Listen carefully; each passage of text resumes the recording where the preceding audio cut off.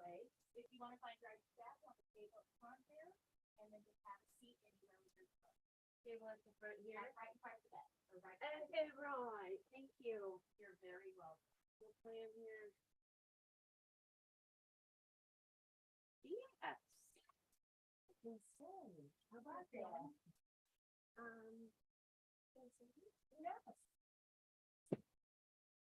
What do you do with those bags? I probably couldn't drop in person.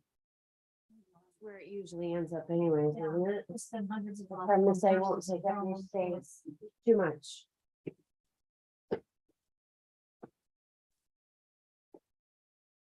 Dude, I seriously, when I walked in here, I thought that was a humor. I'm like, are you really like going at it already? Especially for Halloween day, right? Uh-huh. It is Halloween, isn't it? I love it. When the kiddos grow up, I just totally forget all about that. You know what I mean? I'm not very much of a dress up person anyway. I like to play. You do? Yeah. I'm not that guy. What do you dress up every year? Every year. All right, so you're going out tonight. No, I'm handing. And it was yesterday. No, Halloween's today. Yeah. What are you doing? dressing up and handing out candy. My ears don't look so good, I'm sorry. Oh, sorry. Get stressed out. It turns out. I have an interpreter, I appreciate it, that's awesome. That's funny. So you get a lot of monkeys around here. We have none. I live in a 55 and older community. Oh, that's fine. So What is there's there? no littles, yeah, which is fine, Yeah. because I probably would be the guy with my light shut off and then Oh, I'm that one. I that's mean because- it lovingly, I truly do. Yeah.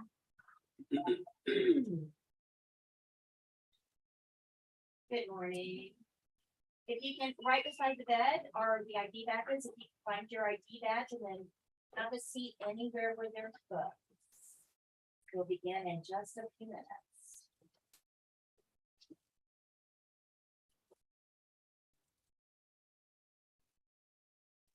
Long information. That's good. Very long. Oh, I agree. Good thing. You do? Yes. I don't because I can't see this here. Even with reading glasses, it's still, it's a challenge. Well, that's the funny part. So you move into a 55 and older part. I lost my hearing. Oh. I need glasses now. You know, you get heavy, that it's contagious, I swear to God. Which is cute, I love my lady.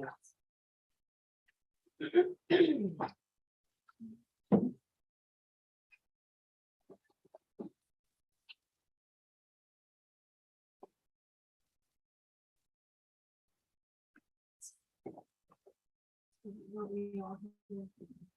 Why are you changing careers? Been a hairdresser for 35 years and I'm exhausted. And I want to go back to school. Oh, that's great. Yeah, yeah.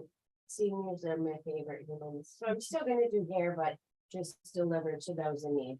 I'm not a cheap highlight anymore. I'm really tired. Oh, Yeah. nice. Yeah. And for you. I have an older brother, so I want to help him.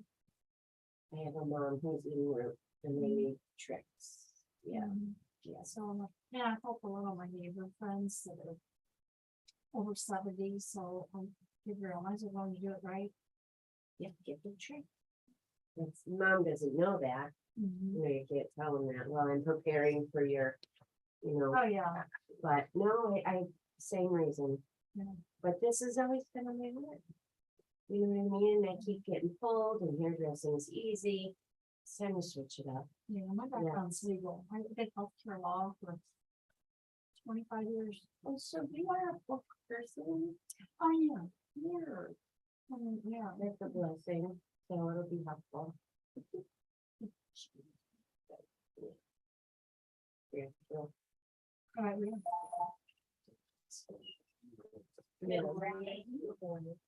If you, right beside the bed, ours might be that, each one of yours, and then Nice. anywhere where there's. I thought about that too. Oops, you might have. What you said. Truck driver, I love to be on the road. It's all there. Oh, yeah, it's everything does. Yeah, the socialization of it. No. Don't get done, fine. Oh, no, no. Shows you like Camping trip. I'm a camper buddy from way back. So you've driven like all around the country? That's your reasons. Oh my gosh. Very cool. Maybe that's what I'll do next. Something to start. I don't know those big semis. And then Let's just say, actually, I had a skill set before. I will jackknife a trailer in a second. As a camper, try, it's, you're a good driver. What do you mean you were the opposite? That's good. Yeah. I would hope so. I mean, if you did it for a long time, eventually you get it. Where's your accent from? No, I'm from Buffalo. That's the funniest thing. That was my next sentence. So I introduced myself in the first month. My name is Shelley. I'm from New York. And they're like, oh, no, you're not from the real New York. And I was like, it sucks. No, you're right. My best friend is from New York. One guy, but not the one guy with wolves and it's just funny. And it's wonderful. I have no idea. Yeah, I have no idea. The 6 hours, that was 50 things. The weather. It's pretty gross. But it goes with this book, so this one comes. Music with the different. You can follow the line of the. Super high end. Yeah. How long have you been here? Yeah. Isn't it funny how your accent clicks? It'll be here forever. Yeah. And then from Maine to here, how long? Yeah, probably. Oh. Okay. So you Catherine? Are you Catherine? No, not Catherine. Okay. And you are, Oh, what's your name? Lance. Lance. I like that name. I'm shouting. Thank you very much. You too. I think our instructor knows who the chambers are.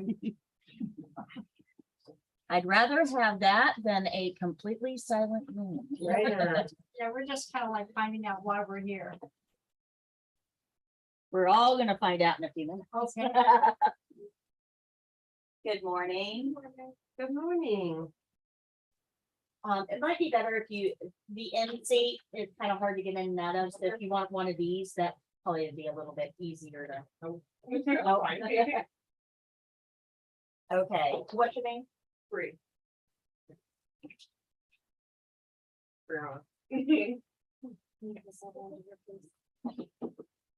All right, does everybody have an ID badge? Okay. So here we go. Just a second here. Let's get hooked up. Sound.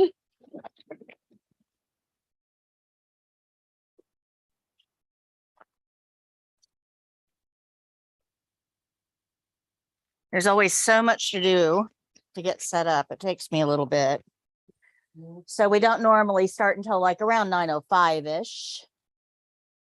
So bear with me.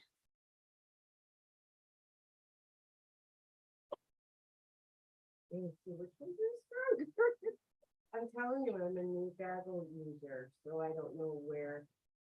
It's stronger.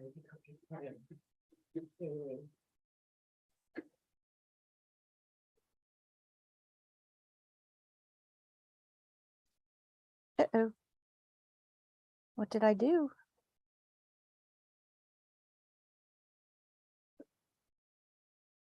Okay, so let me preface this by saying that technology is not my friend. So I am going to do the very best I can, but we do live stream this class onto YouTube. So we kind of have a national audience that joins us.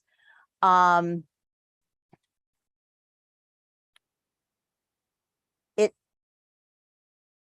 is a lot of technology to make that happen. But the good part about that, so give me just a second here. Let me,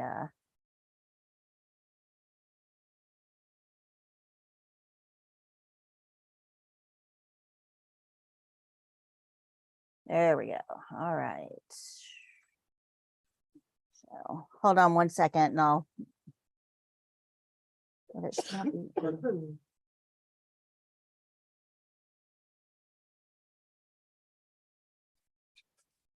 Good morning.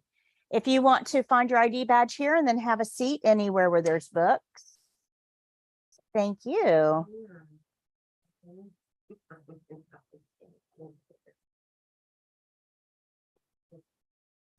It's fine. No, that probably would make them more streaky, right?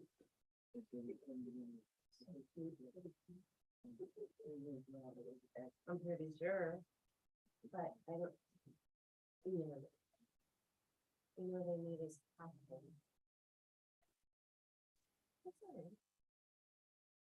You see, baby. Come on. Oh, thank you. Don't even worry about it. Okay.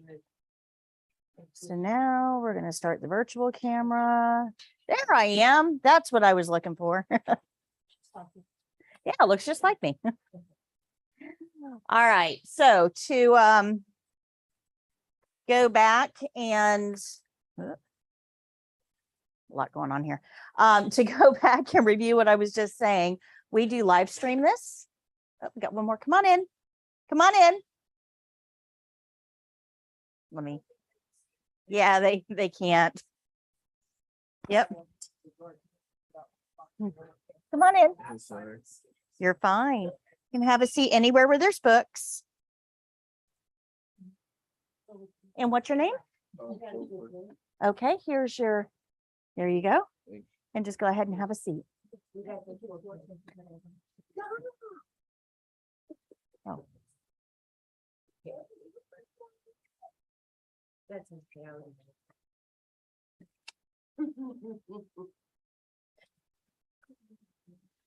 All right, a couple housekeeping issues before we get started. My name is Patricia Laramie. I'm going to be your guide on this journey. We're going to make it super simple. All you have to do is stay somewhat awake. Okay, if you can do that, I'll take care of the rest. All right, no stress class. A couple of things I want to go over before we get into the meat and the potatoes. I need your phones either on vibrate or off, and let me do this on mine. I've got a brand new, I just switched to Apple products. I don't know how to use this thing, so we're going to hope for the best. But I'm going to talk nonstop for 4 hours. And I'm not kidding. You don't have to take notes. I've already taken all the notes for you. I'm going to tell you where to find those notes. So like I said, stay reasonably awake. You will get an email after class today, either tonight or tomorrow. I'm not sure when it's going to be going out, but that email is going to have links for everything that I talk about in class, because I have a video or a resource for everything I say. So you'll be able to review it. It'll also give you, we're going to give you an invitation to our online program, which takes everything we're doing in here and makes it interactive. And then you'll get a link to the live stream to review. So you've got lots and lots and lots of ways of absorbing this information. Some people hear best by listening. You know, some people learn best by doing. Some people learn best by reading. Some people learn best in a combination of all of these, which is why we have on-screen graphics. So what I'm trying to do is meet you where you're at. with the instructions. We have a lot of different ways for you to access this. You don't have to use them all. Pick what works for you, but it's all available to you. Does that sound good? But because I talk nonstop for 4 hours and I don't have notes, if the cell phones go off, it'll derail me. And then I'll forget where I'm at and I may forget to give you some information. Sound reasonable? Okay. I am talking nonstop for 4 hours, but I do give you a little break in there somewhere around 10:30. You'll have about 15 minutes. You can go out and grab something to eat or drink if you want to. I know it's a very long time to be in here. You can eat and drink in this room. I have no problem with that. Just clean up after yourselves. If you could dump any liquids into the sink before you throw the containers away, though, that would be hugely helpful. Bathroom is just beyond the archway on the right. The smoking area is out back. That back door will let you out, no problem. It will let you out. It will not let you back in unless you unlock it first. So you'll have to bang on the door if you forget to unlock it, and somebody will have to help you back in. If nobody's in here to let you in, just walk around the building. Don't go that way, though. There's a fence. It won't help you. You got to go that way to go around the building. I usually open up the doors about 10 minutes before class. I am not an early bird. This is hard for me. So if you're here at 8:30 and expecting me to be, let me help you out with that. I won't be. Okay, I will be here usually about a quarter till. I need about 5 minutes to get everything set up. So I'll open the door somewhere around 10 till. Does that sound fair?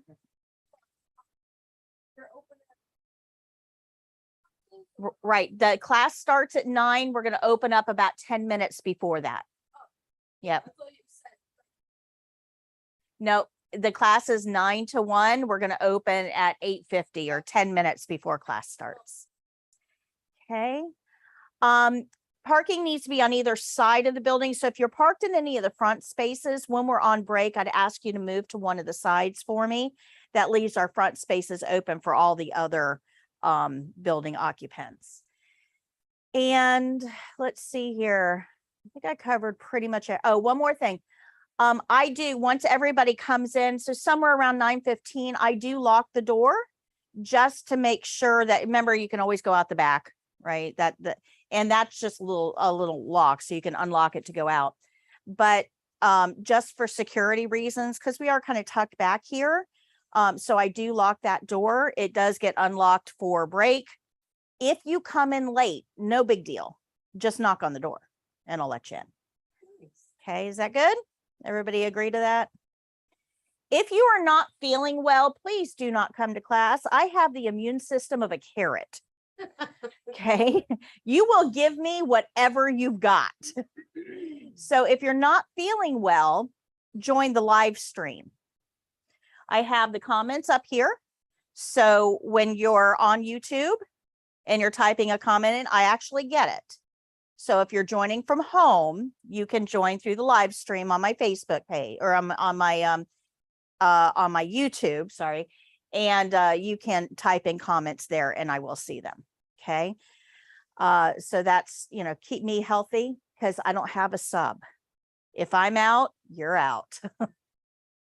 Okay. Sound good? All right, I'm going to go ahead and lock this. I do know it looks like waiting on 2 more, but.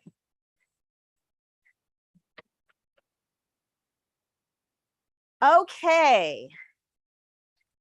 So let me tell you a little bit. Oh, let me just sound check. I hope. Oh, can you guys hear me?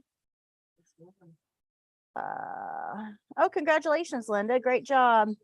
Good morning, guys. If you can hear me in YouTube world, can you just give me a thumbs up or a yes? Let me know that my sound is coming through. Testing 1, 2, 3. It does look like it is. All right, so just give me some sort of a sound check in YouTube world. It's about a 20-second delay, so. I don't want to move on if they can't hear me. All right, so my name is Patricia Laramie. I am an RN. I've been in nursing for a very long time. I won't give you numbers because then you'll figure out how old I am. Very long time. I have worked in a wide variety of settings, everything from doctor's offices, home care, pediatrics, hospice, the school board, hospitals, in telemetry, as well as ICU. I am a lifelong learner and an adrenaline junkie. I do not like routine and repetition. I like not knowing what's walking in the door. We all have our own strengths and weaknesses. You have a personality. Your personality will help determine what setting you're going to be best in. I do very well in the ICU because I like to multitask and problem solve, and I'm kind of high energy that way, mental energy. If you give me a repetitive day, I will go insane. I will invent things for myself to do. But not all of you are like that. Some of you like routine. My oldest son is like that. He is routine. Any change in his life derails him completely. ICU is not the place for him. Not at all. See, you're going to, along the way, I'm going to tell you how to figure out what setting is going to be best for you. Okay. It took me a very long time to figure mine out. So I'm going to help you shortcut that. We have a quiz that you can take that will cut all of that down to the essentials to find your ideal workplace. So we'll talk about that moving forward in a little bit. Okay. But I have, awesome. Thank you guys. I have a lot of things to help you on your journey with learning, with testing, with workplace, and it's going to get overwhelming. It is. So you've got a piece of paper. The very top piece of paper has my little For Your CNA logo on it. That is a list of resources. It's not complete. I'd have a book if I were to try to make it complete, but these are things I feel that you would find helpful on the first day. Okay. And we're going to talk about these as we move forward. But I've got a lot of experience, and I'm going to bring all of that into the classroom and give you some stories and some examples and kind of make it a little bit more real to you. Today, we're going to talk about what a CNA is, what you do. We're going to talk about the test, and we're going to talk about some beginning concepts that we have to master before we start moving on into skills. Starting on Wednesday, we're going to get into skills. So we're going to jump right in. I don't get you there slow. Okay, we're going to jump right in, but I am going to make it easy. But what I'd like to know from you right now is your name and why you're here. What I know, and nobody likes this part. I get it, right? It's public speaking and everybody's like, ugh! It's okay. The camera's not pointed at you. But if you can tell me a little bit about what brought you here, I can help tailor the program specific for you. So are you here because you've always wanted to work in healthcare? And this is like step one, because you're not real sure where you want to go. You know, do I want to go into nursing? Do I want to be an occupational therapist? What do I want to do with my life? And this is kind of step one. Are you here because maybe you've already worked in healthcare as a home care aide, or worked in assisted living, or taking care of family or neighbors, and now you want to get certified so you can get paid better, right? Paid for your time.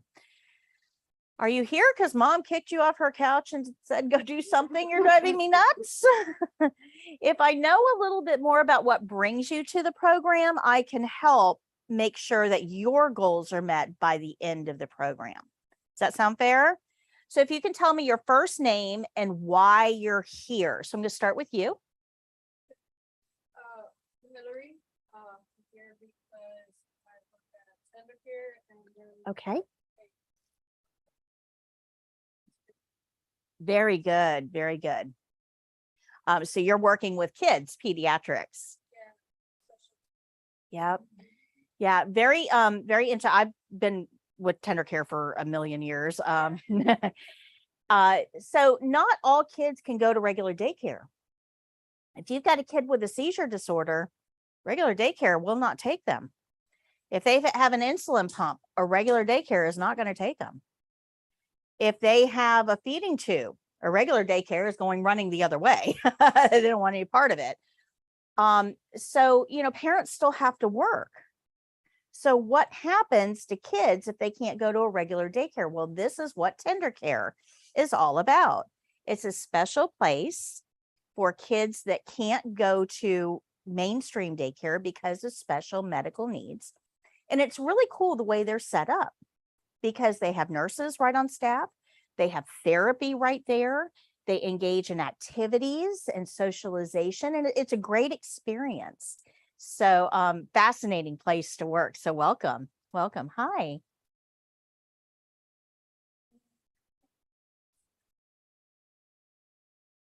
Okay. Very good. Awesome. So you're going to have a very specific challenge, and we're going to talk about that in the very first part of the class today. Because when you're going into nursing, you're going to be trained a little bit different than CNA. And the video I'm going to show you is going to kind of help explain that a little bit. So make sure that in your mind, you're making that transition. So is it summary or summary? Either? Okay. All right. Welcome. Hi.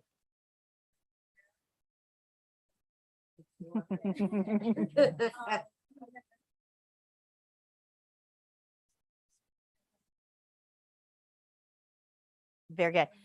It will make you guys fantastic nurses. It will 100%. I firmly encourage all nurses. If they skip CNA, go back because you've missed a few things. So welcome. Hi. Yep. I'm Kathleen, and I'm here for my third career. Oh.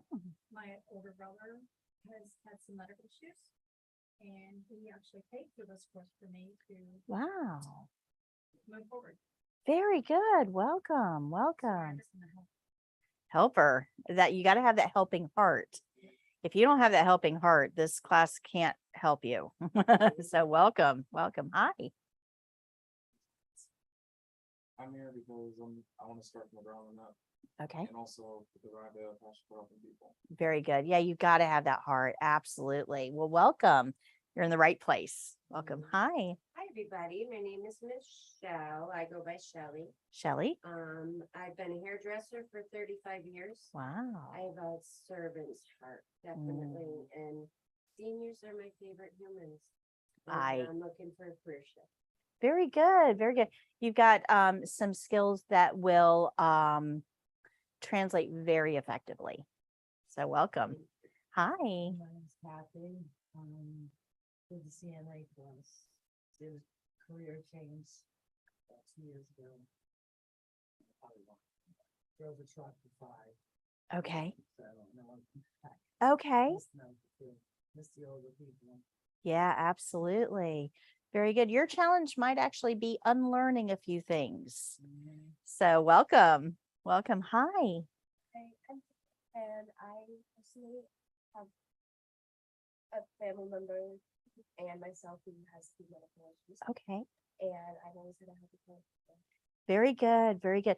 So you've probably seen things from the patient point of view, and that viewpoint will be very, very important. We're going to learn more about that today. So welcome. Hi. Joe. Okay. Okay. Very good. It's a great field to be in. CNAs are recession proof. This is an industry that is recession proof because everybody at some point needs help. And that doesn't matter what the stock market is doing or how high the grocery prices are. So it is a recession proof industry. So if I always tell young people, if you're not sure what you want to be when you grow up, I'm still not sure. Right. But this will do until, but if you're, I told my granddaughter, she's 6, she says, what do you want to be when you grow up? And I said, a fairy princess. She says, no, you have to be a fairy first. I love her. But if you're not sure what you want to go into, what field you want to go into, recession-proof industries really are kind of what you should look at, for that steady work environment. And right now they are begging for CNAs everywhere. So you won't have a problem. You'll have all the overtime you'd ever want. So welcome. Hi. Free. Okay. Here, I really was terrified to be. Okay. And I took that step after being a home with a family member. Okay. So I started to really like it. Being a single mom, recession proof, I need something good income, greater my hours. Yep. something That'll never lose my job. And Absolutely. love it. Absolutely. Well, welcome. You're in the right place. Welcome. Hi. Both my brothers, my doctors and nurses. So I kind of Yep. It's that road has already been paved for you. All you gotta do is walk it. Welcome. Hi.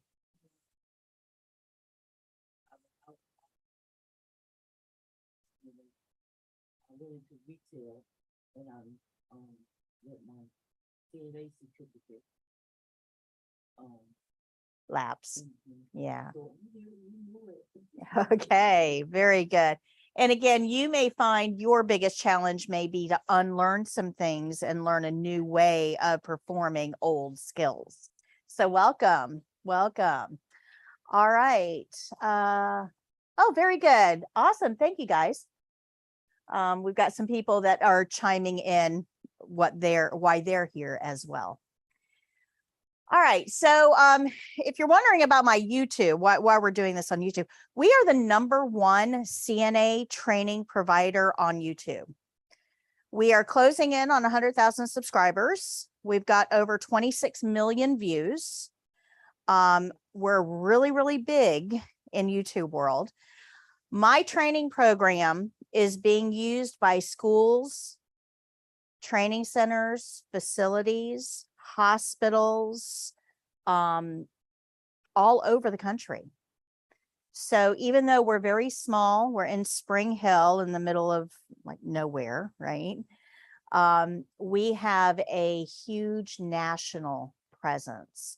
Now, the reason for that is because I teach very specifically to the test. Okay. Because that's probably what you're focused on. You got this test looming in your horizon and you're like, oh my gosh, I have to pass the test. And some of you are probably already gearing up to be nervous about the test that's like way in your future, but that's okay. You're still going to be nervous about it. And that's okay. That's appropriate because you've got to pass that test in order to get into your career.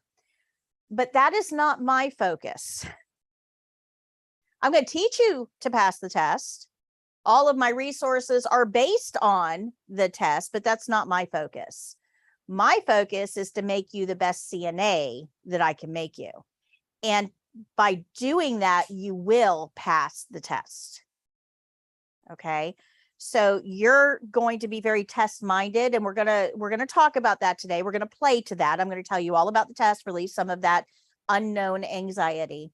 But along the way, I'm going to be refocusing you on the day after the test when you actually have to go to work.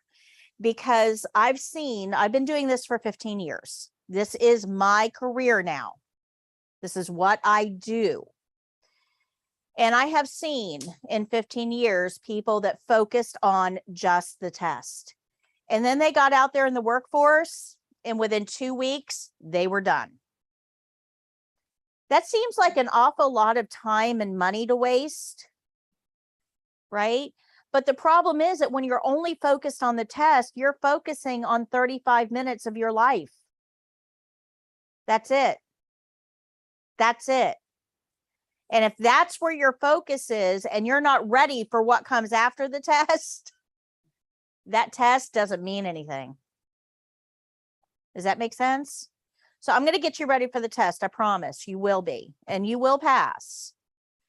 But my focus is going to be to make sure that you're ready for the work that comes after that. Okay. Along the way, I'm going to talk to you about traits that I want you to develop, because at some point I'm going to be the body in the bed. I will be. I'm aging. I know this. At some point, I will be the body in the bed. And chances are somebody that's taking care of me is somebody that I trained.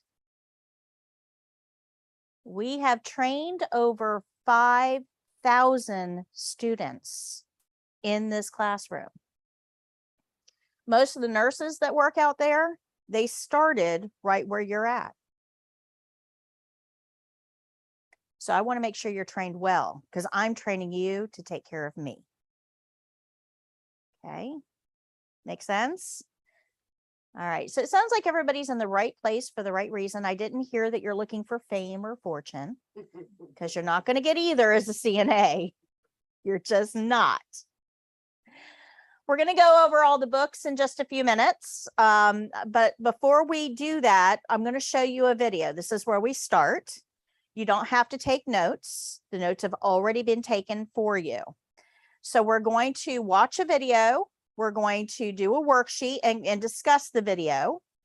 And then I'm going to explain to you how that affects the test. And we have an activity we're going to do together that I just created last week. So you guys are my guinea pigs. Okay. So we'll see how well that goes. My AC unit is not working effectively. It is either super cold or not working. And it's tripping. So I'm going to turn the AC off for a few minutes. It's going to get a little bit warm for the next couple of minutes, but I'll be able to flip it back on in about 5 minutes or so. Okay. All right. So you're going to see, we're going to learn about the skill rules and the care plan. So in your white spiral book, this is your book. You can write in this one. This is where all of your notes are going to be. So your white spiral book, turn to page 10 for me.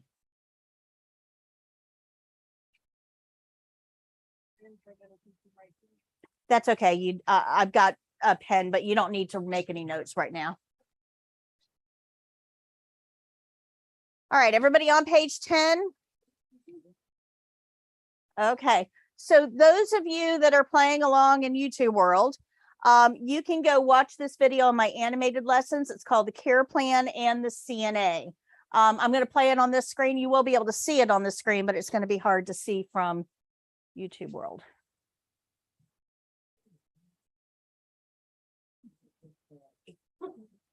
What's that? Oh, whoops. Yeah, I've got it set up so it shouldn't pick you guys up too much. Let's see here. Inputs.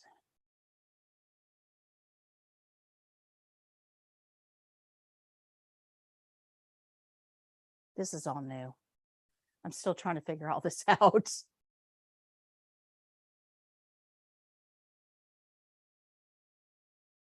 All right, so this is an animated video. It's going to take about 14 minutes. Just kind of try to play along a little bit. We're going to discuss it afterwards.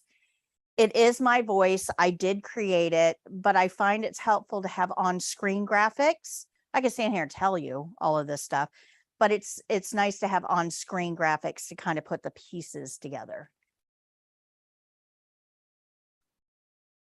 The Care Plan and the CNA, why it's always about the care plan. A presentation brought to you by foryourcna.com. Thank you for joining For Your CNA's online CNA test prep. We will be preparing you for both the written and skills portion of the exam. This course contains videos, interactive lessons, activities, testing care plans, test registration instructions, practice questions, and much more. This program goes way beyond our skills videos available on YouTube. But in order to pass the test, there is one single principle that you must understand: the importance of the care plan. Without this key, learning the skills is meaningless. You might be able to mimic what I do in the skills later, but chances are you will fail the test because you didn't follow the care plan. So this course will teach you the skills, but you must first learn how those skills need to be done. So come on inside and I'll explain to you how the care plan works and why it is so important to the test. We are sure that you will become great CNAs and you will provide excellent care for our residents. But before you get started, let's review some basics. Does anyone know what the initials CNA stand for? Certified nursing assistant? That's exactly right, April. A nursing assistant is there to assist the nurse. You will be receiving all of your instructions from the nurse and must follow their directions. This will probably include taking vital signs and assisting with personal care tasks. But you may also be asked to assist with other nursing procedures as well. It is important to only do the things that you have been trained to do.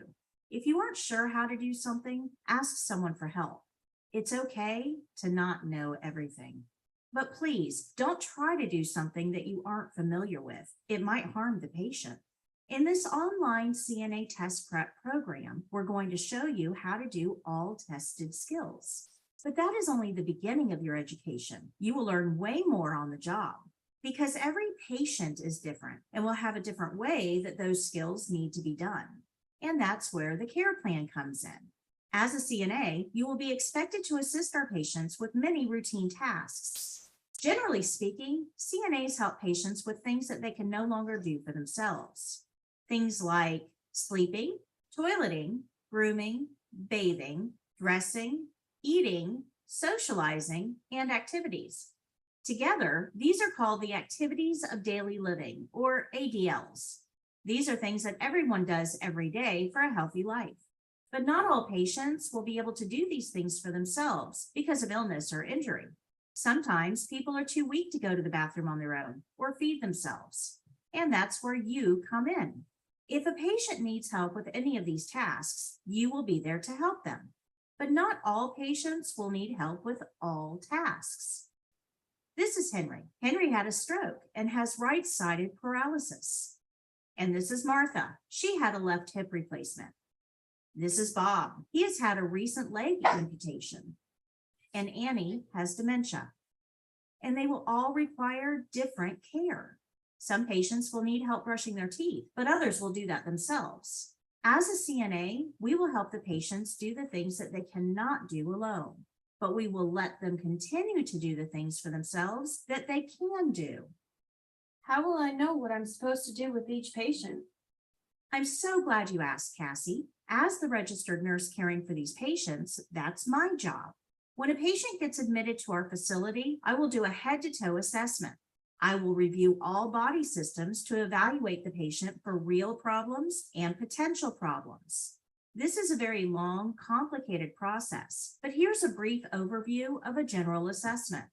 I'm going to look at his neurological status. I'm going to look at his cardiac status and his respiratory system. I will also look at his integumentary system, which is hair, skin, and nails, and his gastrointestinal system. His urinary system is important, as is his musculoskeletal system. And then I will review his endocrine, lymphatic, and reproductive systems. And finally, I will review the doctor's orders for this patient. I will use all of this information to determine the patient's real and potential problems. Here's an example to put it into perspective. Let's say that this patient has just had a right hip replacement. Now we know that she will need to continue her activities of daily living. She still has to eat, drink, go to the bathroom, bathe, groom, and dress. And after my assessment, I know that she did all of those things herself until today. However, she cannot get out of bed for any reason for the next 3 days. So, since we know that she must stay in bed, I have to figure out how to meet all of her ADL needs. The easiest way to evaluate basic needs is using the TEAMS method: toileting, eating, ADLs, mobility, and special. As the RN, I'll take all the information I gathered during the assessment to figure out the best way to help her. She can't get out of bed, so I have to figure out the best way to meet her elimination needs, bedpan or catheter. I also know she is at risk for constipation since she's not moving much and she's on pain medication. This is a potential problem. She can feed herself, but the trays must be brought to her in bed. She can't sit all the way up because of surgery, but she can't eat lying flat either.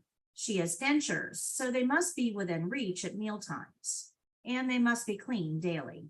She's able to clean herself as long as the supplies are brought to her, but she can't reach her legs or feet, so she'll need help. She is on total bed rest for 3 days, and she also needs her dressing changed every day. You can see how the RN uses all the information available to create a plan of care specifically for this patient. This is called a care plan, and it's something that only an RN can do. Of course, this was a simplified version of the care planning process. A real patient's care plan is much more extensive. Every single aspect of her health, condition, and ability level will be evaluated in order to help her. Even the smallest decision can have long-term consequences. The RN will write a detailed care plan for the entire healthcare team to follow, and the care plan must be followed exactly. So every patient will have a different care plan? That's correct, Ben. Every care plan will be different because every patient will be different. Even patients that seem alike because they have a similar diagnosis or have had the same surgery may have differences in care. CNAs don't have enough education or experience to know all the differences. So as a CNA, your job is to read and follow the care plan for every individual patient. In fact, you could say that your job is to follow the care plan, the whole care plan, and nothing but the care plan. Do you think you can do that? Can you follow directions exactly? I can. Absolutely. Yes. Awesome. Then you're well on your way to being a great CNA. But helping patients with ADLs isn't all that you will do. You are also there to help the nurses by making observations. The CNAs are the hands and the feet of the patient. If the patient is cold and cannot reach their sweater, you will get it for them. If the patient can't brush their own teeth, then you will do that for them. If the patient can't get up to shower, then you will help them stay clean. You will become their hands and feet to help patients with things that they can't do themselves. But you are also the eyes and the ears of the healthcare team. You will report everything you see, hear, smell, or feel to the nurse. This is the most important task that you have as a CNA. If you see redness around a wound, you must report it. If you hear the patient wheezing after walking to the toilet, you must report it. If you feel that a patient's skin appears warmer than usual, you must report it. If you notice that a patient is coughing when eating, you must report it. As a CNA, you will be spending much more time with the patient than the nurse does. So you will be in a position to notice a lot more about the patient. The nurse needs this information to make decisions about the patient's care. Reporting these observations gives the nurse another assessment opportunity. That new assessment may even change the tasks you are assigned to perform. This is called the nursing process, and here's how it works. The RN assesses the patient and develops the care plan. This gives you specific tasks to do. While doing those tasks, you notice things. You report those observations to the RN, and the RN performs another assessment to review the changes in the patient. That new assessment prompts changes in the care plan, and this gives the CNA new tasks to do. And the cycle continues around and around as the patient gets better or worse. This is a continuous process until the patient is discharged. I'm not sure I understand. Are you saying the care plan is going to change all the time? Yes, it could, depending on the needs of the patient. Let me give you an example. The care plan told you to make an occupied bed in room 201. As you changed the sheets, you noticed that the skin on the patient's backside was red and irritated. You notified the nurse, who then reassessed the patient. The nurse decided that the patient needed to be repositioned every 2 hours around the clock. This was added to the care plan as another task for the CNA. Using this model, we can respond to the needs of the patient quickly as their needs change. But it also works for patients that are getting better too. You've been assisting Mr. Hopkins with transferring out of bed and into a chair after surgery. But you notice he isn't leaning on you any longer. You notify the nurse. The nurse reassesses the patient and decides that the patient can transfer on his own now. The care plan is changed, and this task is removed from the care plan since the patient is improving. Doesn't this mean that I'm going to be bothering the nurse all the time? Won't they be annoyed? The nurse should never be annoyed with you for reporting changes in the patient. They are legally liable for every aspect of that patient's care. Since the nurse requires that information to plan the patient's care, they expect to receive updates from you on the changes that you see. But how often you will have to report changes to the nurse will depend on the setting you are working in. Nursing home patients are pretty stable and don't really change all that often. That's pretty common for long-term care facilities like nursing homes and ALFs and even home care. But in other settings like hospitals, rehabilitation centers, and hospice, patients' health can change rapidly. In those settings, nurses and CNAs are going to work closely, and constant communication is required. Since CNAs must follow the care plan and are not allowed to alter it, they can't solve problems. The RN is ultimately legally responsible for the care of that patient. If you have information about the patient that you're not giving to the nurse, the patient can suffer, and the nurse is legally liable for that. Remember, you are an assistant. You are there to help, but the nurse is always in charge of the patient. So all changes, regardless of how minor they seem to you, must be reported to the RN. When the patient is stable, you will not have much to report. It may go days without talking to the RN. But if you notice something, then it must be reported, even if you don't think it matters. If you aren't reporting observations, the nurse can't rely on you anymore. And if the RN can't rely on you, then you aren't a good assistant to that nurse. You must report to the nurse everything you see, hear, smell, or feel. Be a good assistant and report all changes and observations. This is the most important job you have. So the care plan is developed by the RN, gives the team tasks. CNAs follow the care plan and report changes. Let's recap what we learned today. Can you tell me how a CNA knows what each patient needs? The care plan. As a CNA, you follow the care plan, the whole care plan, and nothing but The care plan. anything unusual that you notice about the patient, you must report it to The nurse. Great job. For the exam, you will receive a care plan. What should you do? Follow it exactly. That's correct. If you don't follow the care plan, you will fail the exam. It's that simple.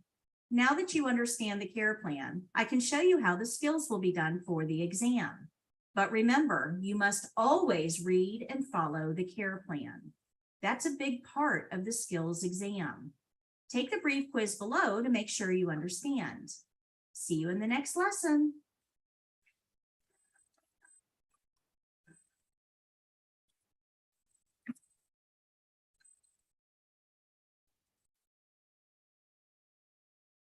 All right.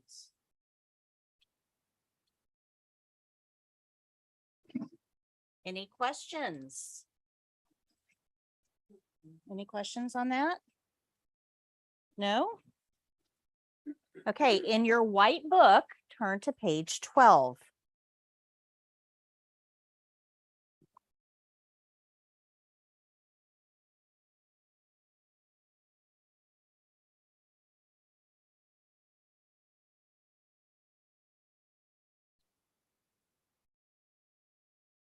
Okay, who needed a pen? Okay. Pen. Make sure they work. I don't know if they work. Make sure if they work. All right. So on page 12 of your book, there's a activity, a care plan activity.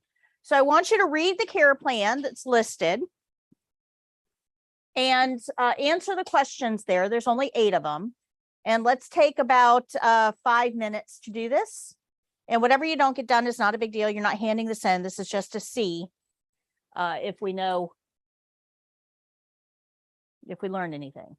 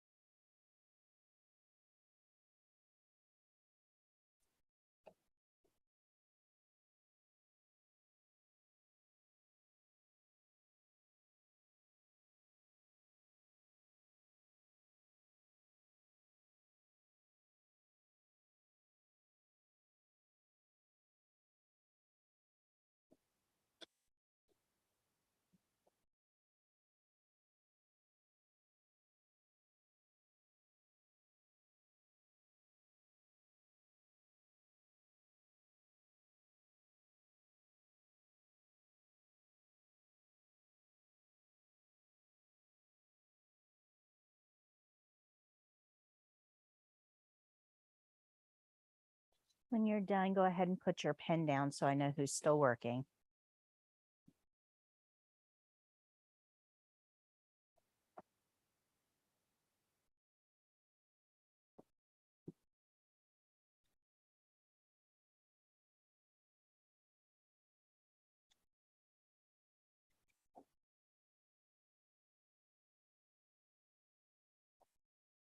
Okay. So let's, if you didn't get a chance to finish it, that's fine. You can finish it in a little bit, but let's take a look at this really quickly. Before we grade this together, I just want to review what we learned earlier in the video. So the RN assesses the patient, figures out real problems and potential problems. It's a really big part of this. And then they write out a plan. Now, everybody is going to follow that plan. That plan is for nutrition and physical therapy and everybody, nurses and lab and stuff like that. Oops, let me go back.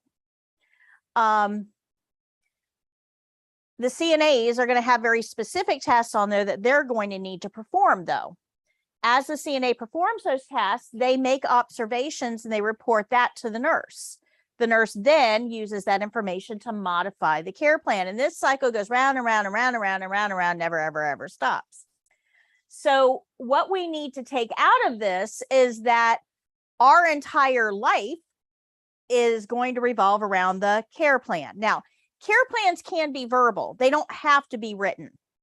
So like the nurse doesn't have to write out, go give so-and-so a bed bath. It can be verbal. But the point of this is to understand that we aren't making decisions. We don't go in and say, hey, I think you need this. And let me give you some examples about why that might be a bad idea. So years ago, not too many years ago, but a couple years ago, there was a nursing facility, skilled nursing facility, and down one hallway, they had most of their diabetics in this one hallway. And the CNAs that worked there were kind of used to working with diabetics, you know, to kind of keep them all together. So they, on this hallway, they had a very brittle diabetic. Now, when you hear that term, a brittle diabetic, that means that no matter what we do, we just can't control the blood glucose. It doesn't stay stable. It's got high highs and low lows, and there's no rhyme or reason as to why. So there's a very brittle diabetic down that hallway. And the CNA would notice that they'd get pale and shaky, a little confused, just not quite right. They'd go tell the nurse, hey, the patient doesn't look right.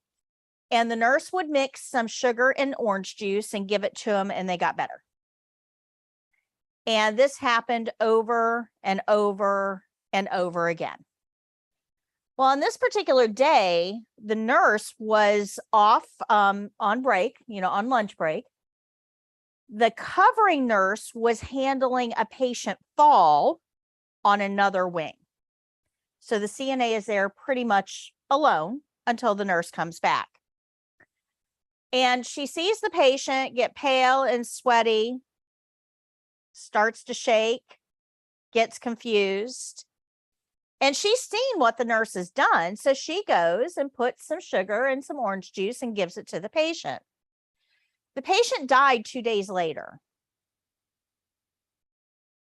And the patient died because of the CNA's actions. Now, how does that happen? Because the nurse was giving them sugar and orange juice, the patient got better. The CNA gives them sugar and orange juice, and the patient loses consciousness, goes to the hospital in the ICU, and ultimately dies. So why was it different? Well, the one thing that the CNA didn't know, the piece of the puzzle they missed, is that the patient had a wearable glucose monitor. So every time the patient would get pale and sweaty and shaky, the nurse would actually look to see what the blood sugar was. And she would treat the low blood sugar with sugar and orange juice. Well, the symptoms of high blood sugar are often the same as symptoms of low blood sugar, especially in brittle diabetics.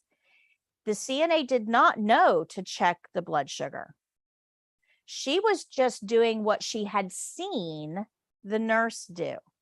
She didn't realize there was a whole nother step there that needed to be done because she wasn't a nurse.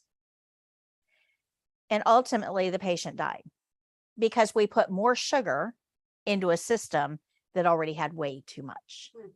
And it caused the patient to lose consciousness, go into a diabetic coma, and die. So something so simple can have catastrophic results. Does that make sense? The problem with being a CNA is that you don't have all of the story. Has anyone ever watched a movie? Like think of your favorite movie, right? Anybody ever watched like your favorite movie? Now, if you walked in, if you've seen this movie a million times and you walked in a room and you saw a scene of the movie, you would know exactly what movie it is. You know exactly what came before and what came after. You're familiar with that storyline because you've seen this movie before. But if you walked into a movie theater, a movie you've never seen before, and you were in there for 2 minutes, and I asked you, tell me about the movie, do you really know enough about the movie to be able to describe the entire movie after seeing only 2 minutes of it? Well, that's kind of where CNA is. We get to see about 2 minutes of a movie. And we might be able to know what's going on the screen right now. But that doesn't mean that we know everything that came before or everything that's coming after. Does that make sense? So we have to rely on somebody who has seen the movie for our information. And that's the nurse. So everything that you observe, see, hear, smell, feel, anything, you've got to relay it to the nurse, and you need to get direction from them. When we're off on our own, making our own decisions, we're trying to work with incomplete information, and that's going to affect the patient. So care plans can be verbal. I can ask you, hey, can you go over and take a pulse on bed 3? There's nothing wrong with that. But you need to follow my directions exactly. If I ask you to go take a pulse on bed 3, you'll go take a pulse. But if I ask you to go take a pulse on bed 3, but I need you to count for 1 full minute, you got to make sure that you adhere to that. There's a reason that I need a 1 full minute count. I'm not trying to give you busy work. Trust me, we all have way too much to do without busy work. So if a nurse asks you to take a pulse over 1 full minute, the reason for that is the patient has something going on that a quick 15-second snapshot isn't going to give us enough information. We need a full minute there to figure out what's going on. So maybe the nurse gave the patient a medication and we're trying to see how it affects the heart rate. Or maybe the patient is having an anxiety attack and we need to find out how high the heart rate is.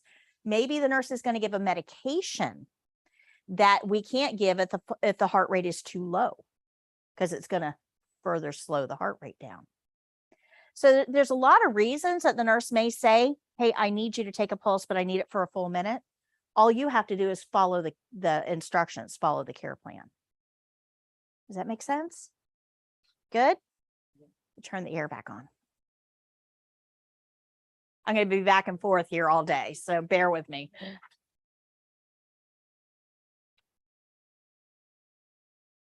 Okay, so now that we understand what the care plan is, how it's used, and all of that, let's take a look at this real quick. So it says you receive the displayed care plan. How far are you going to walk this patient for the first one? 10 steps.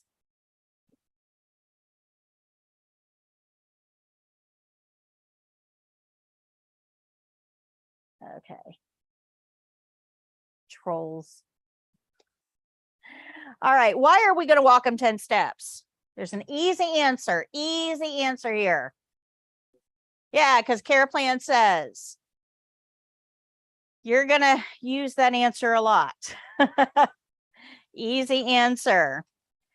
All right, so number 2, you receive the displayed care plan. What is required to assist this patient to stand? This one. Can't I just decide to use a walker? Why? Care plan says, starting to get it? Good. All right. So let's go down to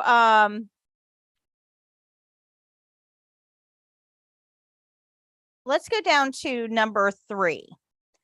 You receive the displayed care plan. Which body part are you going to exercise? All right. Can we all agree exercise is good? Right? Exercise is good. You're supposed to get 15 to 20 minutes cardio every day for good joint mobility, bone strength, digestion, lung capacity. I mean, there's a whole lot of reasons you're supposed to have 15 to 20 minutes cardio every day. We all agree exercise is good. Now, this care plan just tells us to exercise the right hip, knee, and ankle. Okay, fine. But why can't we do the other one too while we're in there? But it's exercise. Exercise is good for everybody. Ah, there it is. Okay, so your brain is going to try to do that to you. Your brain is going to try to trick you into doing more than what you're told to do. And our brains are really good at this. We can justify pretty much everything. So you've got to be really, really careful here. We are going to follow the care plan, the whole care plan, and nothing but the care plan. And that's really important. Okay, does that make sense? All right, so number 7, you receive the displayed care plan. What vital signs are you required to obtain? The pulse. Shouldn't we do the blood pressure too while we're there? No? Just the pulse? Seems like a waste of my skill, but okay. If you understand this, you are now ready to take the test. This is why people fail the test. They don't understand the importance of the care plan. They may watch a video on how to do hand and nail care. And there's all kinds of videos out there. How to. So they watch a video and then they go and parrot that. They perform that. But the test is a little bit smarter than that. The test may throw you a curveball on the care plan to see, do you know what a care plan is? Do you know how to read a care plan? And do you know how important it is to follow it? Does that make sense? Okay, so you now have all the information you need to pass the CNA state exam. I'm not going to stop there. Obviously, we got a whole lot more time to fill here. So I'm going to teach you how to do these skills the right way. But you effectively have the information you need now. The care plan for the test is read to you, given to you, and you follow it. Easy peasy. Now, along the way, we're going to learn how to do the skills, and we're going to use these principles on the back wall. We're going to talk about that in just a minute, but effectively, that's what we're doing. So we perform the skill as directed on the care plan. Okay. We follow the care plan, the whole care plan, and nothing but the care plan. What are we going to do for any abnormalities, changes, or pains? Are we going to look for them, observe for them? Yeah. And then what do we do with those observations? To who? The nurse. All right. So we have just learned an entire principle. As CNAs, we follow the care plan, the whole care plan, nothing but the care plan. We're looking for anything that we need to report, and then we're going to report that to the nurse. That's our role. That is your role in a nutshell. Now, about 7 questions on the written test are about your role. Right there. That is your role. So those questions on the state test that are asking you, which of the following is appropriate, this is how you answer it. Okay, we follow the care plan, the whole care plan. We look for observations. We report those to the nurse. Good. We have 11 principles that we have to learn in this class. All those banners on the back wall. But you just learned the first one. Was it hard? I'm going to make the rest of them that easy. Like I said, all you have to do is kind of stay a little bit awake. And I'm going to give you everything you need. This system makes it super easy to know what to do, when to do it, and how to do it. Okay. So let's talk a little bit about testing day and figure out why all of this matters. I mean, what bearing is it going to have on testing day? So on testing day, you're going to go to a testing center. Our closest one is in Tampa. We used to be one here, but there wasn't enough volume in Spring Hill to support a full-time testing center. So they moved it down to Newport Richey, and then they closed that one. So they are trying to centralize them into large cities. So we only have, I think, 14 for the entire state, 14 or 16. So our closest testing center is in Tampa. We actually have 2 in Tampa. We have one in West Tampa by the airport, and one in East Tampa by Busch Gardens. West Tampa is our closest. When you go to the testing center, you can only take 3 things in with you: your test admission letter, your keys, and your 2 forms of ID. Now, your 2 forms of ID, one of them has to have a picture. The other one has to have a signature. So like your bank card would work because you signed the back of it. You could also use a social security card. That would be okay too. but you have to have one with a picture and one with a signature. The names on the two have to match exactly. Yes, you do have it, but they have to have two forms. So you do have a signature on your driver's license. That's fine, but you have to have a second form specifically with a signature. So you couldn't use like, I'm trying to think of something without a signature that has your name on it. Like, some library cards don't have signatures. You couldn't use that. Passport can be used. Now, the government issued ID, so an ID card, a driver's license, a passport, or a military ID, they have to be non-expired. So make sure that, you know, they're current. So you have two forms of ID. What's not allowed is any review material. So you can't take your books in with you. You can't take flashcards. You can't take any learning material. Those are the only three things you're allowed to take in. Good. Okay, so when you get into the testing center, there's going to be a waiting room where you're going to find yourself. And then there's going to be two rooms. One of them is a clinical skills testing room. The other one is a computer testing room. So you're going to have a very private testing experience. I'm going to walk you through the testing day in just a second. But when you're in the waiting room, you are going to be in there with 7 strangers. You are not in there with the people in this room. Everybody tests independently. And even if you all sent your applications in on the exact same day, you still aren't going to get the same testing date because the application has to take a very long journey to get you to approval. We're going to talk about that in week 2 when we talk about the testing, when I give out the applications and we go through them. Okay, so I'll explain to you how all that works. So 8 people show up at the testing center. You are one of them. You don't know the other people there, but the evaluators are going to break you up into groups of 2. This is not random. They don't just point at 2 people and say, okay, you guys are group 1, you guys are group 2, you guys are group. There's nothing random about this. This is a very well-oiled process. Now, I'm going to explain the reason for that in about 3 minutes, but I don't want to give a surprise away yet. So we're going to come back to this in just a second, why they break you up into certain groups. But keep that in the back of your mind as we go forward, that the groups are not random. Once and this takes probably about 20 to 30 minutes. So you go to the waiting room. When you first get there, they check you in, and then the 2 evaluators, they leave for like 20 to 30 minutes. And you're sitting there like, what is going on?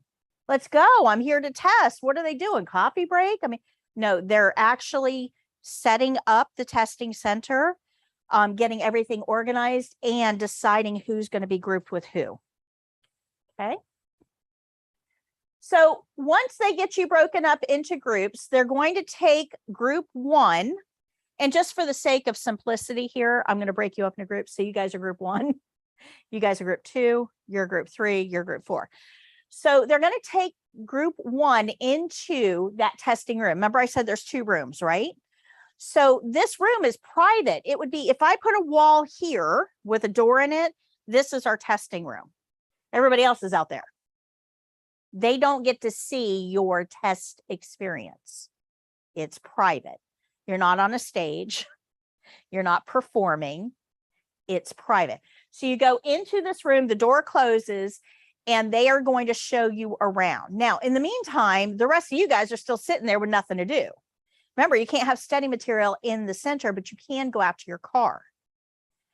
You could also go to Target and do clearance shopping. So you guys are group 2. You've got about an hour to kill.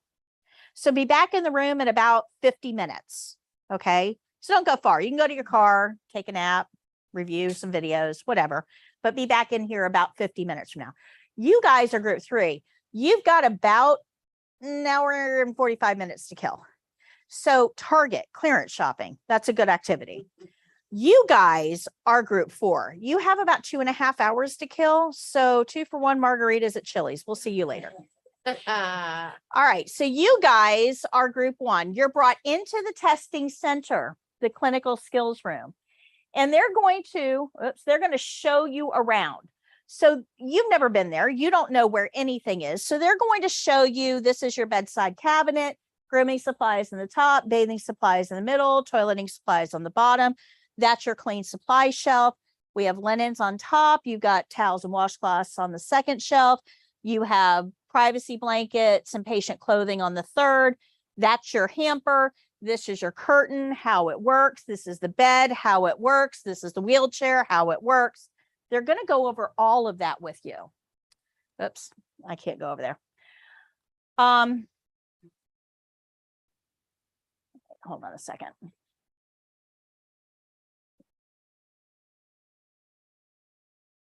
I forgot to get my batteries here. So move this. I have an automatic camera panner, but I don't have it on. All right. So this is the privacy curtain. If you notice, it does not go all the way around the bed on purpose. This is a testing unit. If the curtain went all the way around the bed, I wouldn't be able to grade what you're doing. So for the test, the curtain is not going to go all the way around the bed. They need it to be visible. So your testing privacy curtain is only going to come out a little ways, about 4 feet, just enough for you to show privacy, but not so much that it obscures their view. Does that make sense? They're going to show you what passes for privacy at that testing location. Good.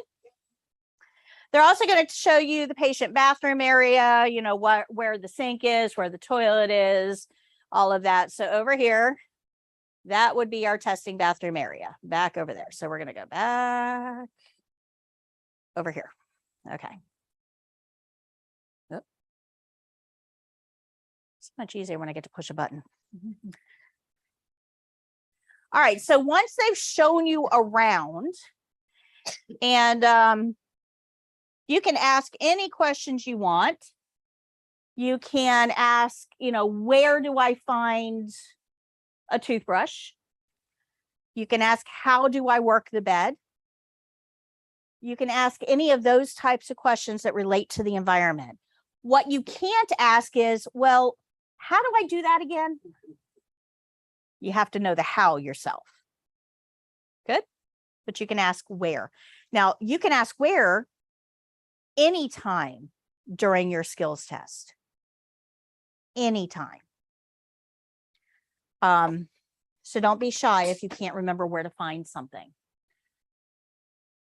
So once they've shown you around, this is the testing care plan set. This is it. When you go to take a test, you're going to get a testing care plan set that has 3 skills on it. What do we know about care plans? We follow them. Now, there's 11 that the test can choose from. The evaluator does not decide what skill set you get. The computer did when you registered.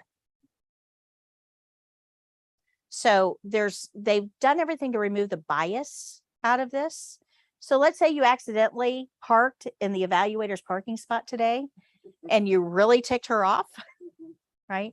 She's not in charge of deciding what skill set you get. So park anywhere you want, okay? But these are the testing skill sets. The evaluators don't even trust that you know how to read. So they are going to read this to you.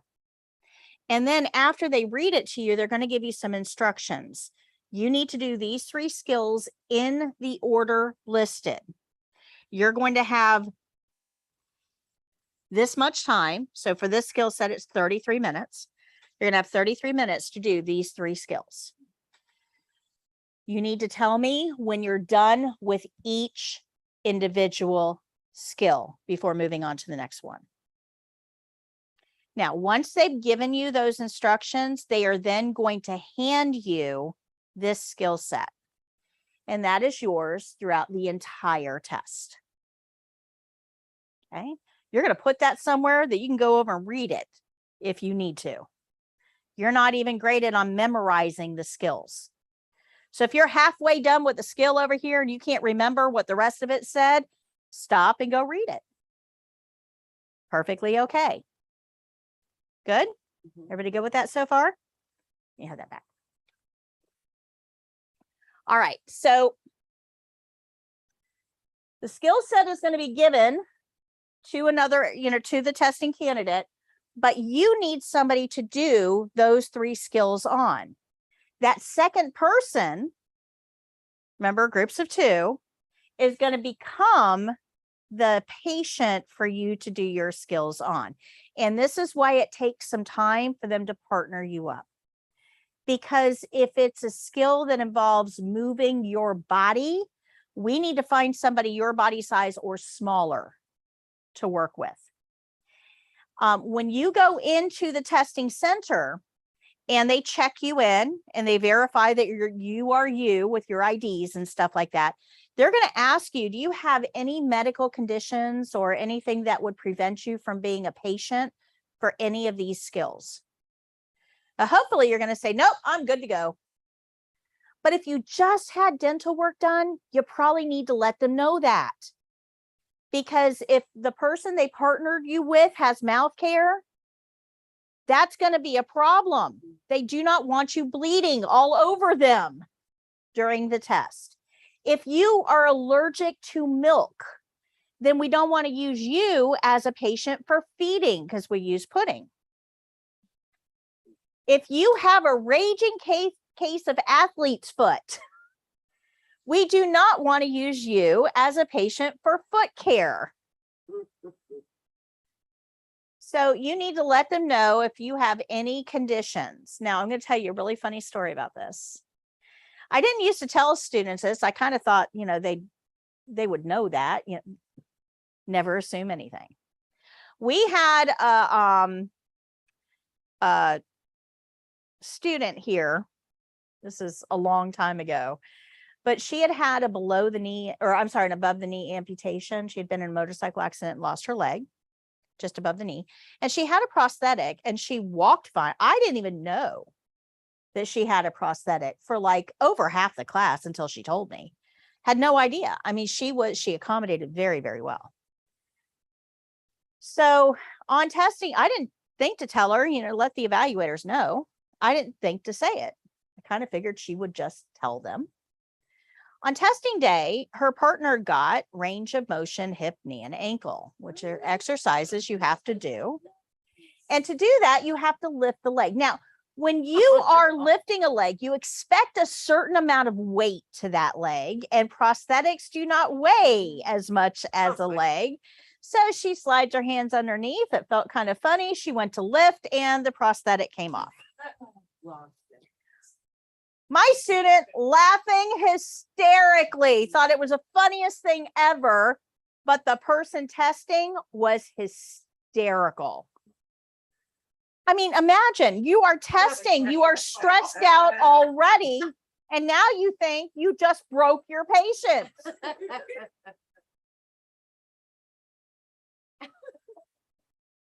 Oh, to be a fly on the wall for that one. So if you have anything, I don't care what it is, let them know so that we're not freaking out the people who are testing. I mean, you don't want to make this any harder on somebody than it has to be. Because guess what? When you're done with your skills, when they're done with their skills, yeah, exactly. They're going to become your patient for you to do your skills on. You don't want to do that. Okay. Make sense? Now, when you are the patient, you're going to get a script. You got to follow the script. You cannot improvise. Do not become a 90-year-old version of you. Do not become old and cantankerous. You are going to be pleasant and cooperative and you. So if the skill is to walk somewhere, you are going to walk like you walk when you're a patient. Okay. You're going to walk. You are not going to hobble. You are not going to do this. You're not there to win an Academy Award. Hollywood can use your services. CNA work cannot. Follow the script. Okay. Some scripts will be a little bit more specific than others. Some will have you in a certain position before you start the skill. Just follow the instructions you're given. Don't try to make it harder on the person testing. Is that fair? Okay. All right.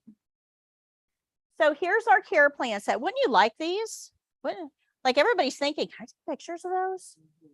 Wouldn't you like these? These would be helpful, wouldn't they? Well, if you turn in your books to page 17, you actually have them in your books. Now mine have the testing checklists on the back. This is good when you're in here practicing. You can pick a care plan set, perform them, and get a partner, somebody, to check you off. So this is good when you're practicing. This isn't going to help you much when you're learning, though. So you don't need these. You have the care plan sets in your book. So just so that you understand, if you get measure and record respirations, that very first check clipboard there, that is what the care plan is going to say. That is the care plan from the test. Good? Questions? So in Florida, we actually have 2 RNs that are going to grade you. Florida is very unique. We're the only state that has 2 evaluators. Every other state has 1. But there's a long political reason why we have 2. What you need to know about this is that they are grading you independently. They do not work together. They are grading you independently. So if one of them puts down that you did not do a step, and the other one also puts down that you did not do that step, well, that's pretty clear. You didn't do the step. But if one of them puts down that you didn't do a step and the other one puts down that you did, it does not count against you. Because clearly evaluator number 1 was having a senior moment. It was not paying attention. And that does happen from time to time. Okay, good. So checkpoints are only counted against you if both evaluators mark it as a deficiency. So the way this works is they have this checklist. As you do the skill, this is exactly what, this is the checklist. This is it. This is all public knowledge. This is the checklist that you're being graded on. So the evaluator is going to go through and say, did they greet the resident, address by name, and introduce self? They did? Okay, we're going to give them a check mark. Did they provide explanations to a resident about care before, beginning, and during care? Oh, they did? We're going to give them a check mark. Did they wear gloves while handling the urinary drainage bag? Oh, they didn't. They picked up that drainage bag without gloves. Okay, no check mark. So anything without a check mark is called a deficiency. So as you go through the skill, you perform your steps. They're going to check off everything you did. They're going to leave blank everything you didn't do. Anything you didn't do that's left blank is called a deficiency. Oops. So that's what's going to count against you, are deficiencies. There's a really cool feature to the test, though, that most people don't realize. You can make corrections. So let's say, right, we didn't get a checkpoint for this. We touched the drainage bag without gloves. We have a deficiency. But as I'm thinking about my skill, I realize, oh my gosh, I should have had gloves on to touch that bag. I can say, correction, I would have put my gloves on before I touched the bag. Now we get a check mark. That paper has no idea whether I did it or corrected it. Paper doesn't care. I have a check mark. That's all I care about. Now, remember I said that you have to end every skill before moving on to the next. Guys, remember that? This is why you have to end each skill, because you can make corrections up until you end the skill. So it's kind of like, a red button on a game show, final answer. When you say my skill is done, you're saying, I'm not making any more corrections here. Lock it in. I'm good. Now, if you say my skill is done, or you can any way you want to, my task is complete, I'm finished, however you want to say it, I don't care. But if you say that, get into the next skill and then remember and try to make a correction. They're going to say, nope, sorry, it doesn't work that way. You ended that skill already. Good? Make sense? So that's pretty cool, isn't it? Now, the next question you're going to ask is, well, how many of these things can I miss and still pass? Right? That's the question that's going through your brain. And it's not that simple. I wish I could tell you, well, you can miss 3 and still be okay. It doesn't work like that. Because each one of these is going to be weighted a little bit differently. So let's think for a second about mouth care. We got a patient, well, we'll pick on her. So we got this patient over here in bed, and we are assigned to do mouth care on her. Is that a safe position for mouth care? Why? Okay, so if we kill our patient, do you think we're going to pass the test? Probably not. So what do we need to do to make sure that we don't kill our patient? Yeah, get them sitting up somehow. That may mean sitting them on the side of the bed if they can sit up on their own. Could mean putting the side of the bed up, or I'm sorry, the head of the bed up. Could mean getting them into the bathroom and brush their teeth. I mean, but they got to be upright somehow. Our care plan would give us more direction, right? But they got to be upright. That's a fairly important step, I would think. Now, think back to the last time you brushed your teeth. You probably were over a sink, leaning somewhat forward so that all that foam could go into the sink, right? So when you're brushing your teeth, you're more or less in kind of a forward leaning, you're upright, but you're in a little bit more forward leaning position. If you were truly upright, all that toothpaste is going to get on your clothing. Has anyone ever died from getting toothpaste on their clothing? No. So yeah, we want them to look nice, but it's not a like serious step that could kill somebody if we forgot. So if somebody is sitting in bed and they're not leaning forward, we know they're going to get toothpaste on their clothes. So what's something that we could do to prevent that? What could we put there? A towel. So putting a towel on their chest, a little bit important. But which one do you think is going to count more on the test? Putting the head of the bed up or putting a towel on the chest? Each step is going to be graded based on the weight of how it affects the patient. So I can't tell you, well, you can miss 3 things and be okay. Because if you miss putting the head of the bed up and kill the patient, that really shouldn't pass you. Remember, I'm training you to work on me. That should not pass you. That is why this is graded with a weight scale. Good? Somebody remind me to call the AC company. Yeah, I'm going to need them. Oh, okay. Does everybody understand this? All right, so after you do your clinical skills test, you've done all 3 skills, your partner did all 3 skills, you were graded, you go back out to the waiting room. Group 2 gets brought in, you do your skills, he does his skills, you go back out to the waiting room, you guys come in, you guys are all done with the clinical skills.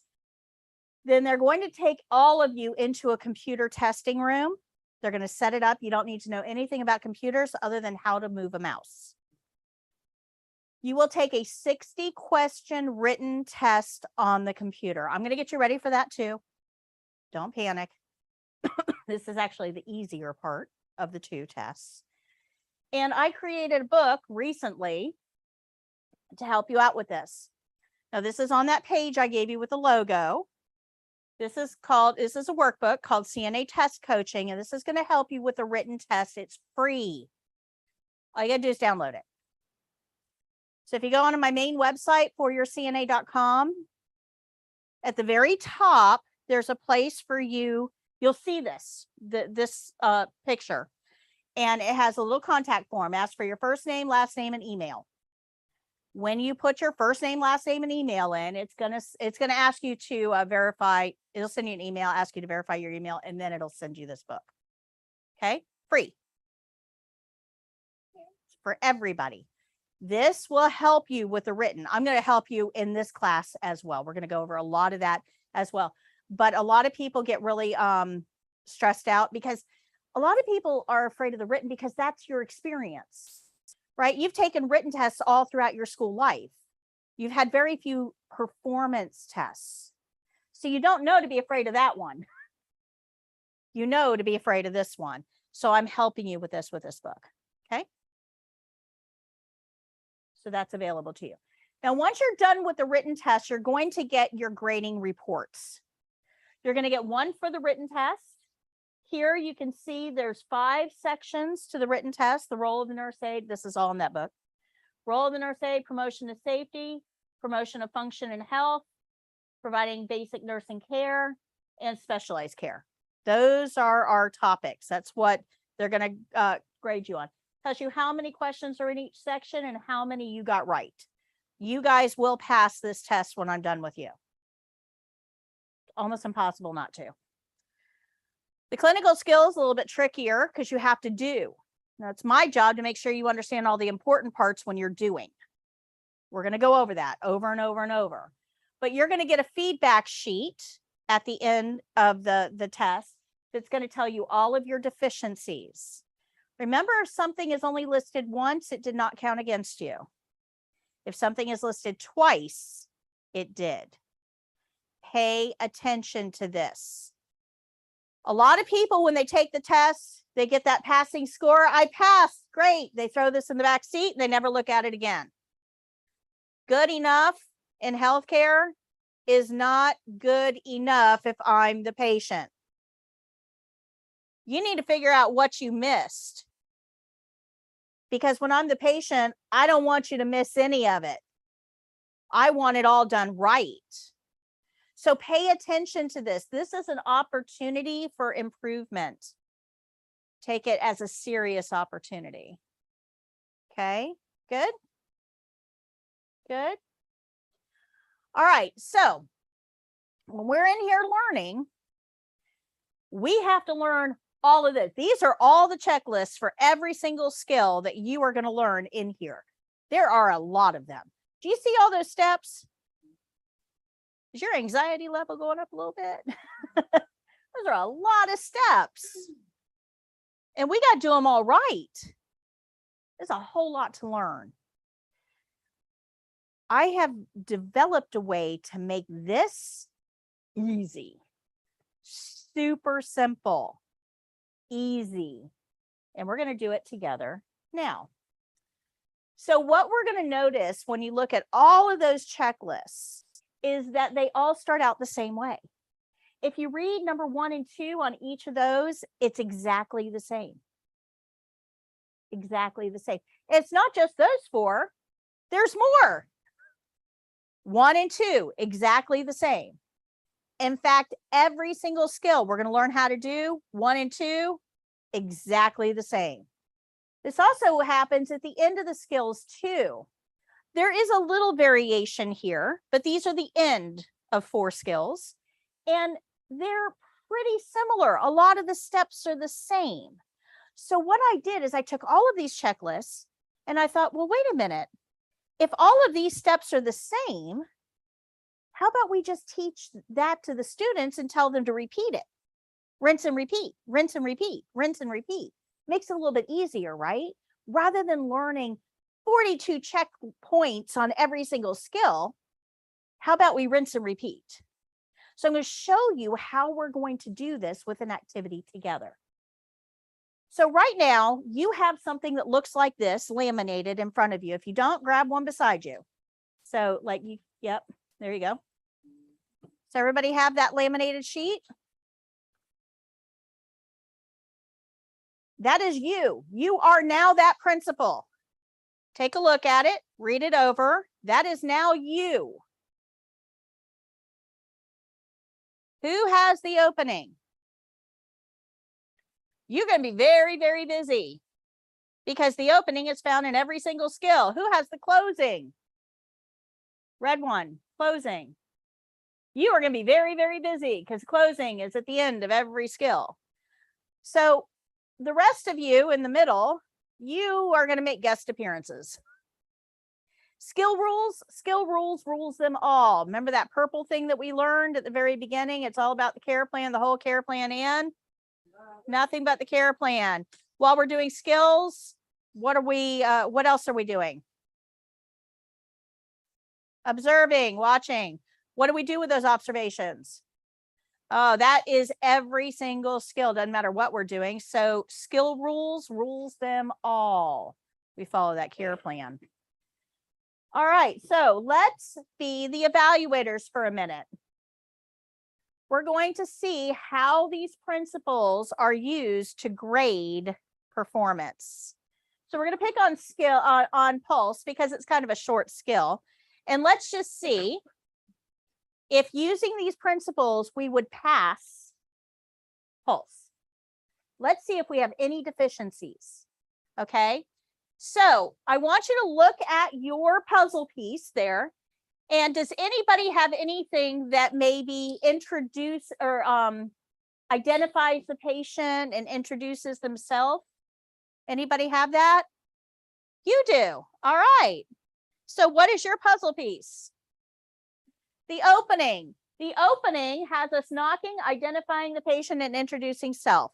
That checks off number 1. So we got a checkpoint. Yay. So what about checkpoint number 2? Provide explanations to the resident about care before beginning and during care. So anywhere on any of them that we ask for permission, you know, describe the skill and ask for permission. Does anybody have that on yours? Anybody describing the skill and asking for permission? What about opening over there? Do you have anything on there about describing the skill? Oh, so that opening, whoops, that opening is at work again. So far, guys, 2 of our checkpoints are met before we ever touch the patient. Do you guys see that? Do you see how important this is? Remember, I said these 2 checkpoints are at the beginning of every single skill. So if you miss the opening, that's pretty big. You guys starting to see that? All right, let's see what the next one is. What is checkpoint 3? Checkpoint 3 is support resident's arm in a manner to avoid dangling. Anybody have that? Support arm. Take a look at Bree. Is that right? No, Bree? No, what's your name? Nicole. Nicole, what does the very first one on yours say?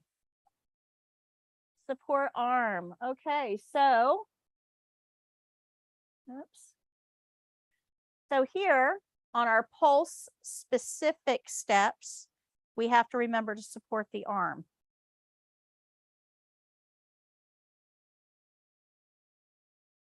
Use fingers, not thumb to take pulse. Do you have that on yours too? Yep. Okay, so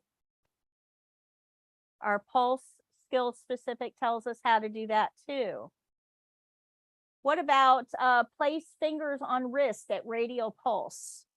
Do you have that one too? Okay, so again, we've got those pulse specific ones.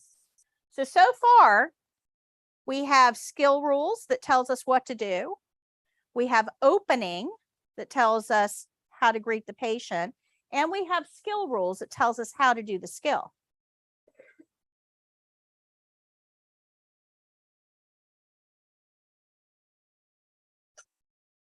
Okay, what about documentation? Who has something that has document on it? Okay, so you have the closing, document. If you look at the closing here, it says document and wash hands again. That's going to be important. I'll show you why. All right, okay, so I want to bring your attention to this because this is really important. Do you see where this says IC beside it? Indirect care. See those ICs? We're going to have a couple more. We're going to talk about that in just a little bit after break. IC, I want you to remember that, indirect care. Pay attention to how many of these checkpoints has IC. Because this is something that gets missed a lot by students. So ask about preferences during care. Well, we do that during the opening when we obtain permission. I'm going to take your pulse. Is that okay? That's their preference. They could say no. What do you think no means? No means no in every setting with every person. Doesn't matter where you are. If the patient says no, we go hands off. Who do we tell? The nurse. Not our problem. We don't solve that problem. Now, you might want to find out why, because when you go down to the nurse and say, hey, they won't let me take their pulse, do you know what they're going to ask you? Why?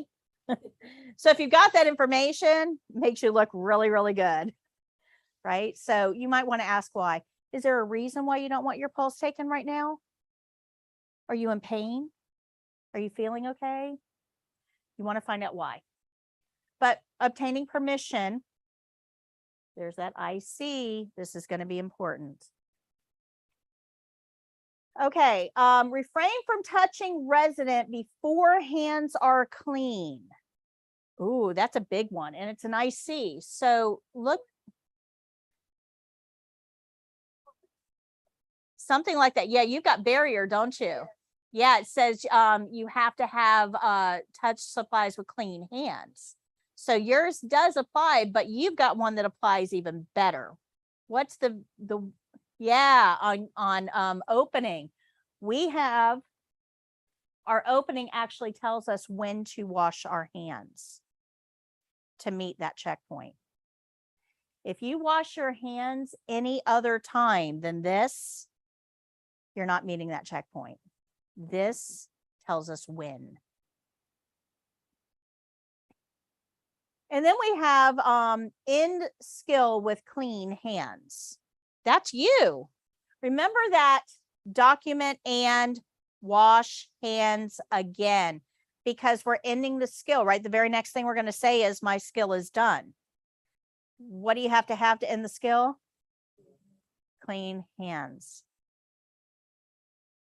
Do you see how really minute these steps can be?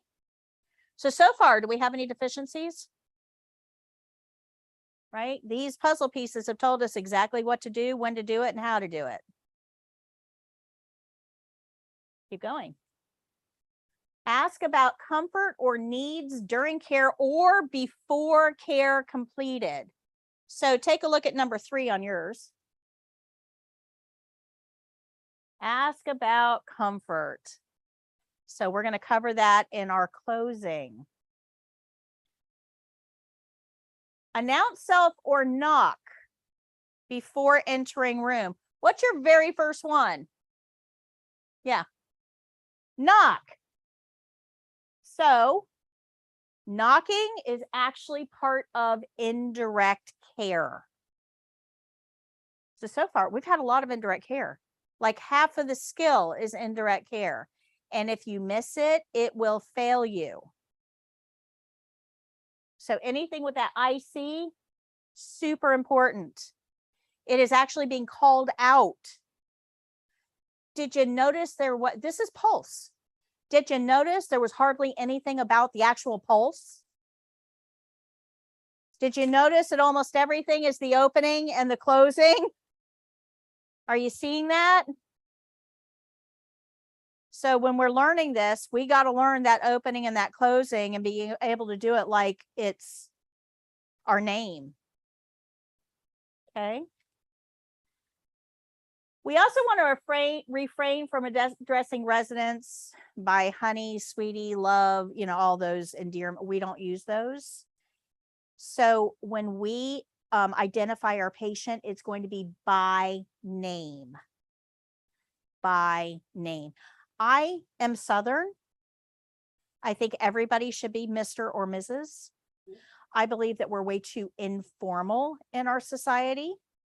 I think that when you have that, if I called a patient Mr. Smith, it gives me that professional separation that I need.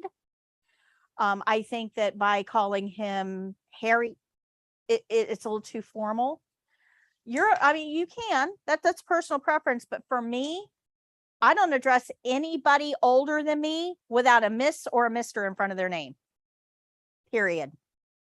So if somebody says, oh, you can call me Harry, he is now Mr. Harry. I prefer Mr. Smith because I want that separation, but I'm never, ever, ever going to call him honey. Never. Okay. This is really important, but that's why our opening says identify patient by name. And then we also have close privacy curtain before care. Before care. Now, we can't provide care until we have clean hands. Close privacy curtain before care. Let's think about that curtain for a second. Do you think that curtain's clean? Who touches that curtain? Everybody. Patients in bed, when they cough, those secretions go onto the curtain. When they throw up, those secretions go onto the curtain. Patients in bed scratch what itches. I want you to think about that. They scratch what itches. And then they touch that curtain. That curtain is not clean. So when do you think we should be washing our hands? After closing the curtain. Those two things should be tied in your brain forever. Forever. You touch that curtain, go wash your hands. They need it. And then, so again, that's on the opening. And then again, we're going to leave a call light in or near the resident's hand at end of skill. That's you. Give the patient call light and instructions. And we're going to leave the bed in the low position. And again, bed height and low position. So far, everything that we need to do to meet this checklist to pass the test with a perfect score is up on that wall. And the really cool thing is almost all of it is repeatable. Everything on your checkpoint, hold your thing up. Everything on there, we're going to do for every single skill. Everything on there, we're going to do for every single skill. So like 90% of this is stuff we're going to do over and over and over and over and over and over. Repetition. Now, remember I said that everything with an IC is going to count big, and that's because it's tested in a separate category. When I told you that you had 3 skills to do, this is your testing care plan. It has 3 skills on it. This is what you're going to be given during the test. The only difference is it doesn't have pretty graphics and there's no timing on the bottom. They'll tell you the timing. I dress things up a little. But what I didn't tell you is that you're actually being graded on 5 skills. There's 3 listed here. The other 2 are hidden. One of them is hand washing. Everybody's graded on hand washing, but they have to be able to grade that you know how and when. If I tell you go to the sink and wash your hands, there's no way for me to know that you know when hand washing is appropriate. So nobody's going to say anything to you about hand washing. Nothing. You are going to be graded on hand washing at the beginning of your first skill and at the end of your first skill. Do you remember?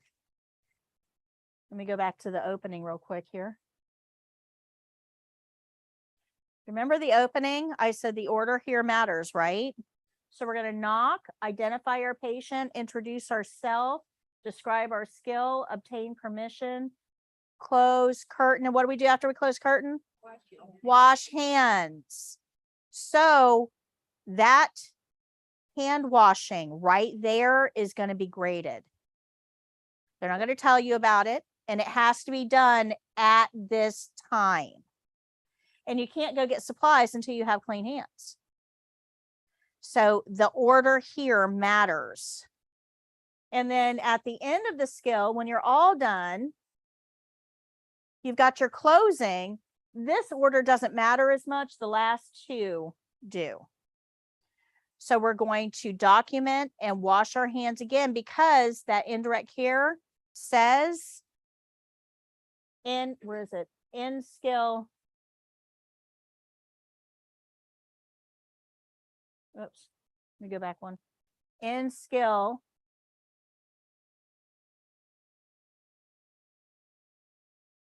There we go. In skill with clean hands. And that's indirect care. So when you're looking at this, and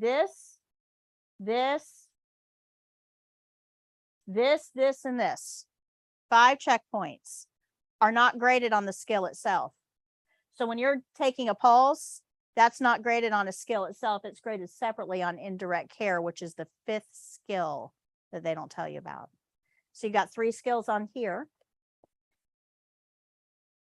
You've got hand washing, and then you got indirect care, which is everything with an IC. So they're that important that they pulled them out and made them their own category. Do you guys see how important this is? So that opening and that closing are graded with more importance than the actual skill. Does that make sense? Okay. So do you guys understand how we're going to use these principles to build skills? And we're going to use repetition along the way. The opening is done the same every single skill. Doesn't matter what it is. The closing is done the same every single skill. Doesn't matter what it is. The stuff in the middle might change a little bit, but we have principles for that too. Good. Questions so far?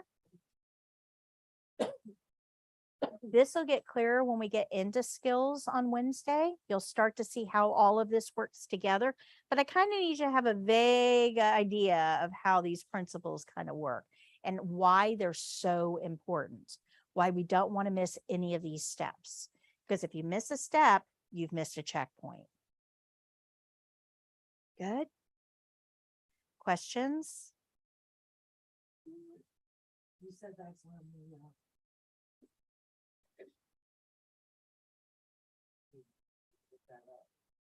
Yeah, I'm gonna go over that after break. Let's go ahead and take your break. Come back at 11:15. Please remember that the mics are still on during break.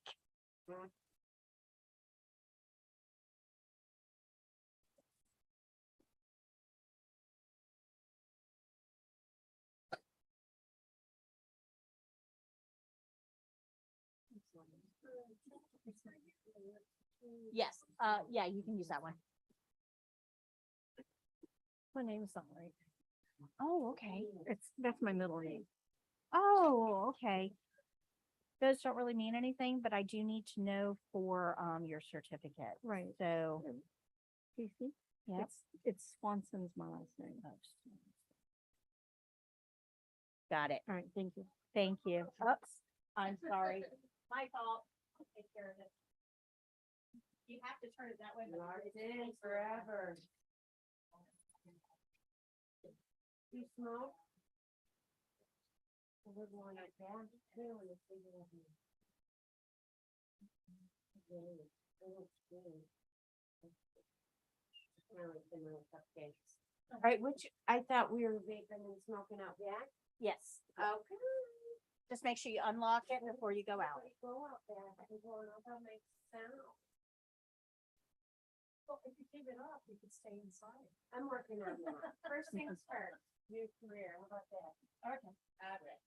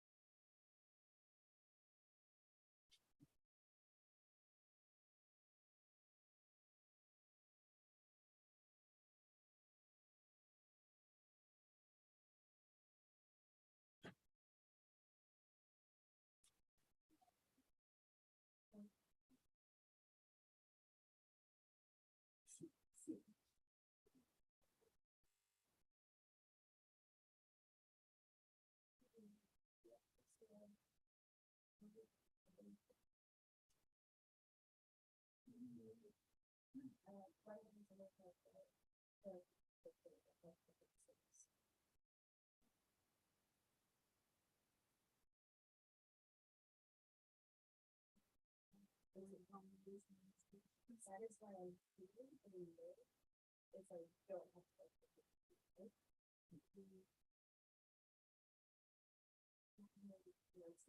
to.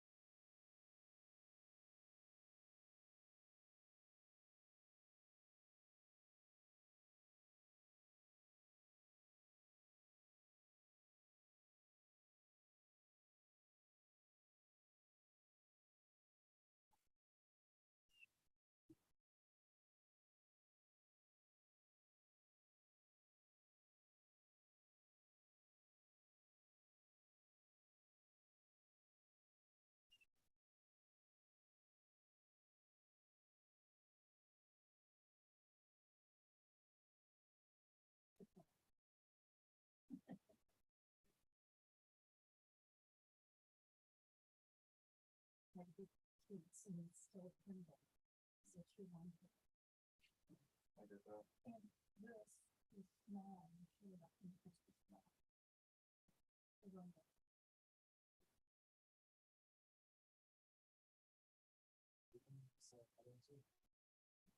She did stuff outside.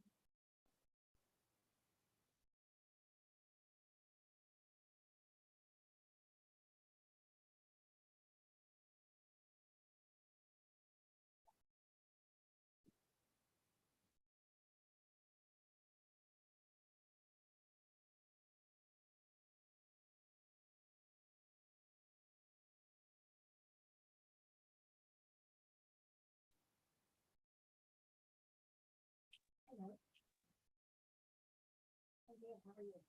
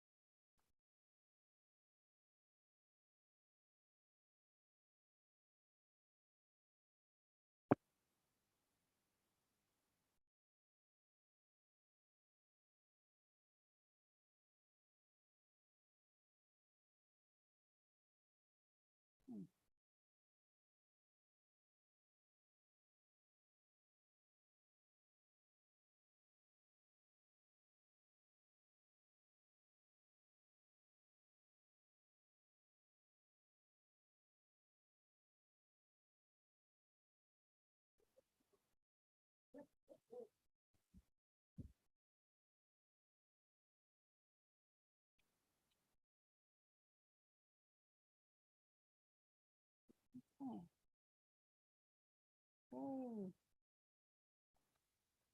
Okay.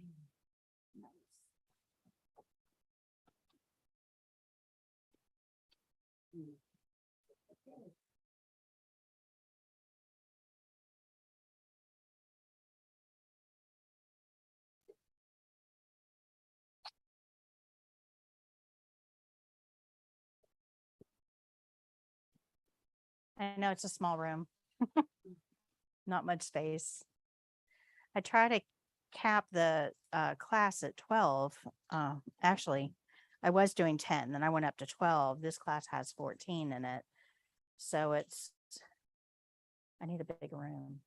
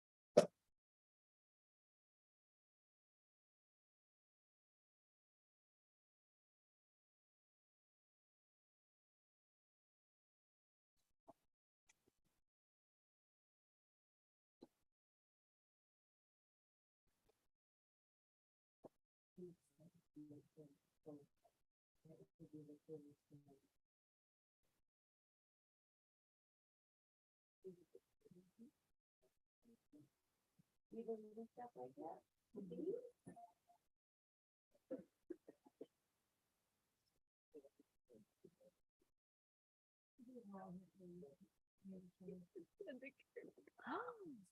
Oh, how adorable.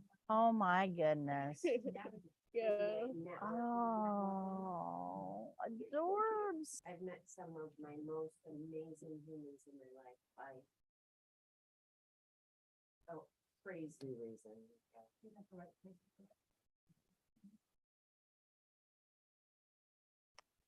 All right, so we're going to go ahead and get started. Okay, so I just want to review that we're going to learn some principles along the way. We got a long way to go. We've only learned one, the skill rules, but we're going to use those principles to be able to meet all checkpoints on the test. So if you do what I show you to do, if you listen to the lecture so you understand the importance of each step, the test is going to take care of itself. I know you're focused on the test, but the way that I'm teaching you is to allow you to function well in a clinical setting. And by doing that, the test is going to take care of itself. Okay? Does that make sense? Okay, so everything that we do is based on the care plan, the whole care plan, and nothing but the care plan. Think of this as our foundation. This is what we're going to build on from here. But along the way, we have to finish our house, right? That's just the foundation. We're building a whole house here. So one of our defining principles, one thing that's going to hold us in our scope of practice, is that CNAs do normal. CNAs do normal. I'm going to get the rest of that in just a minute. I know it's building a house behind me, but CNAs do normal.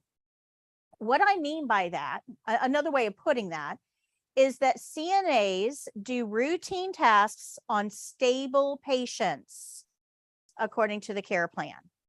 So if it's not a routine task, it's not a CNA task.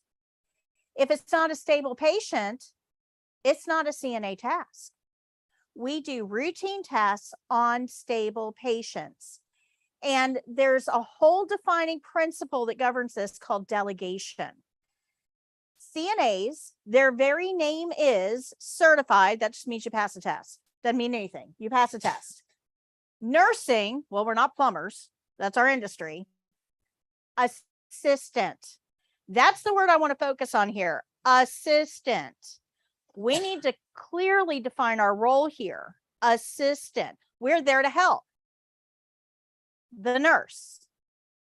We're supposed to be working closely with it. If it's you versus the nurse, the patient always loses. It's that simple. If it's you versus the nurse, the patient's going to lose. So we got to make sure that we're on the same team playing against whatever's trying to kill the patient. So it's important to understand our role here, nursing assistant. So as the nurse, I have complete and total responsibility of the patient. Liability. If something goes wrong with this patient, that's on me. Even if I ask you to do the skill, it's still on me. I am the liable individual. So if I'm liable for everything that happens to this patient, everything, and I have to do a million things. I got 3 other patients I have to do head to toe assessments on, real problems, potential problems. I've got doctors I have to call. I've got tests to schedule. I've got labs to go over. I've got to hang blood. I've got to give IVs. I got all this stuff to do. And, Barbara here needs her teeth brushed. So, Barbara needs her teeth brushed, but do I have time to do that? So I need a helper. I need somebody that I can say, hey, go brush Barbara's teeth. And by the way, don't brush up here, the top gum on the right, because she's got an abscess. Brush everything else. Now you can say, okay, I can go do that. I've got it's a routine task. It's a stable patient. You gave me all the information I need to work with. I'm good. I can go do that task. I can't tell you, hey, can you go do the assessment? That's not your role. So as a nurse, I have to know what things I can delegate. I have to know who I can delegate those things to, what's in your scope of practice. I have to make sure it's a routine task on a stable patient to delegate it. So there's a lot that has to go on for me to tell you to go brush Barbara's teeth. Does that make sense? So I've got a whole lot of decisions to make up here before I can even ask you to do that. Now I actually have 5 questions I have to answer to determine whether a task is delegatable. You only have 2. So 5 over here, you have 2. Number 1, am I trained to do this task? Do I know how to do it? Have I been trained? If you have not been trained to do what I've asked you to do, your answer is no, can't do that. Haven't been trained, don't know how. The second question that you need to know is, do I have everything I need to do that task? Like, you can't decide to use something different than what, you can't improvise. You're not allowed to improvise. You do the task as you're told to do it. If you can't, you got to report it back to the nurse. Does that kind of make sense? So nurses have 5 questions they have to figure out whether I can delegate a task. You have 2 questions to accept it. Do I know how? Do I have everything I need? Pretty easy. But I retain the liability. So even though I've asked you to go brush Barbara's teeth, something goes wrong, that's on me. So if I'm liable, I'm not going to be delegating things that are likely to go wrong, that require you to think on the fly. That's why we do routine tasks on stable patients. So all these what if questions you've got going around in your mind, and I know you have got a lot of what if questions. Well, what if the patient says no? What if the patient doesn't want to? What if the patient can't walk? What if, I could go on all day. The answer is none of that matters. Nobody cares, because you either do it or you go to the nurse. That's it. So those what if questions don't matter. Does that make sense? It's truly important that you understand that CNAs do routine tasks on stable patients, or a better way of putting it, CNAs do normal. Now, on the other side, to keep us firmly in our scope of practice here, is that principles guide performance. That's everything on the wall, everything we're going to learn, everything that tells us how to do the skills. These are based on testing standards and best nursing practices. So when I'm teaching you to do something, when you're out there in clinical world and you decide to do it differently, you are no longer in your safe space. You are no longer in your scope of practice. These principles exist to keep you in your scope of practice. So on one side, we have CNAs do normal, tells us what we're allowed to do. On the other side, principles tell us how to do it. Now, above all of this, we have to remember that it's not about us, because we tend to get wrapped up in us down here. We have to remember, above everything else, it's all about the patient. Always, always. And then finally, we have to remember that the RN is the one in charge. They're liable. We have to report everything to them. We are their eyes and their ears. Hands and feet of the patient, eyes and ears of the healthcare team. If we know it, they need to know it. So constant communication.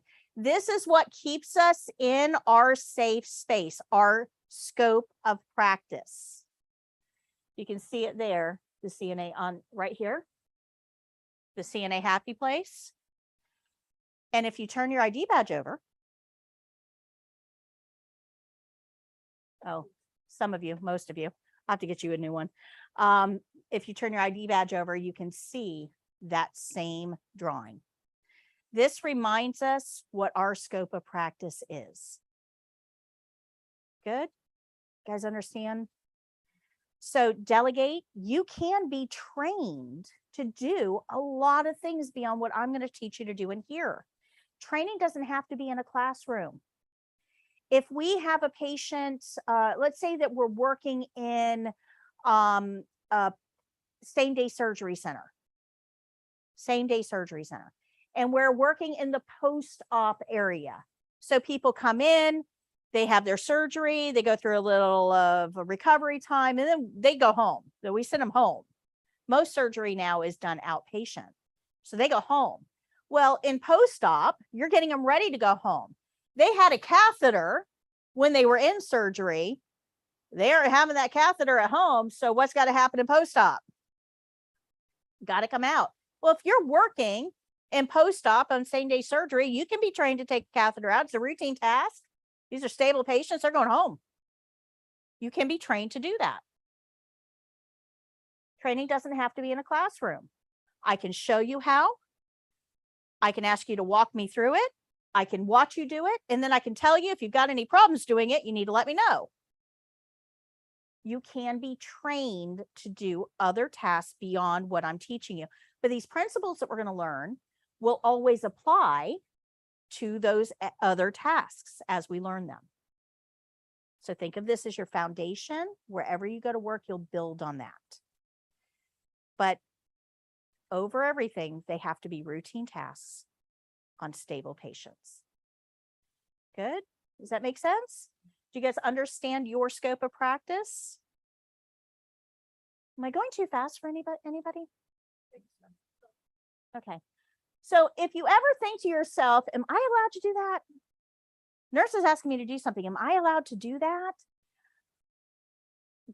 Basically, you need to ask yourself those two questions. Have I been trained? And do I have what I need to do it? Do I know what to report? Do I have what I need? The knowledge that I need? If the answer is yes, you can go do it. Go ahead.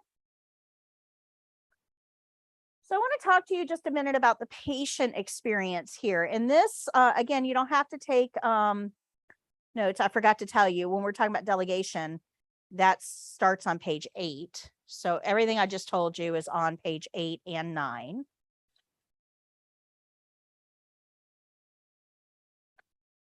But if you go to page 13 for me, that's where we're going to start now.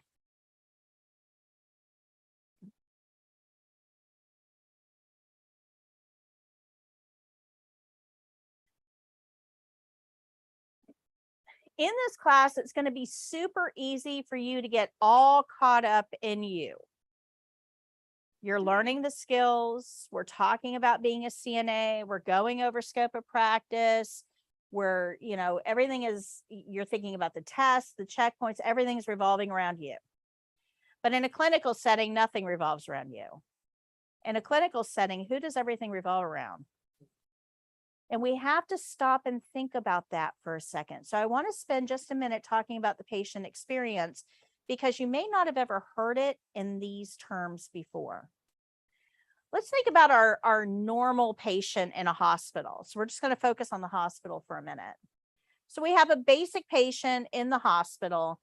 They are, when you're sick, where's the one place you want to be?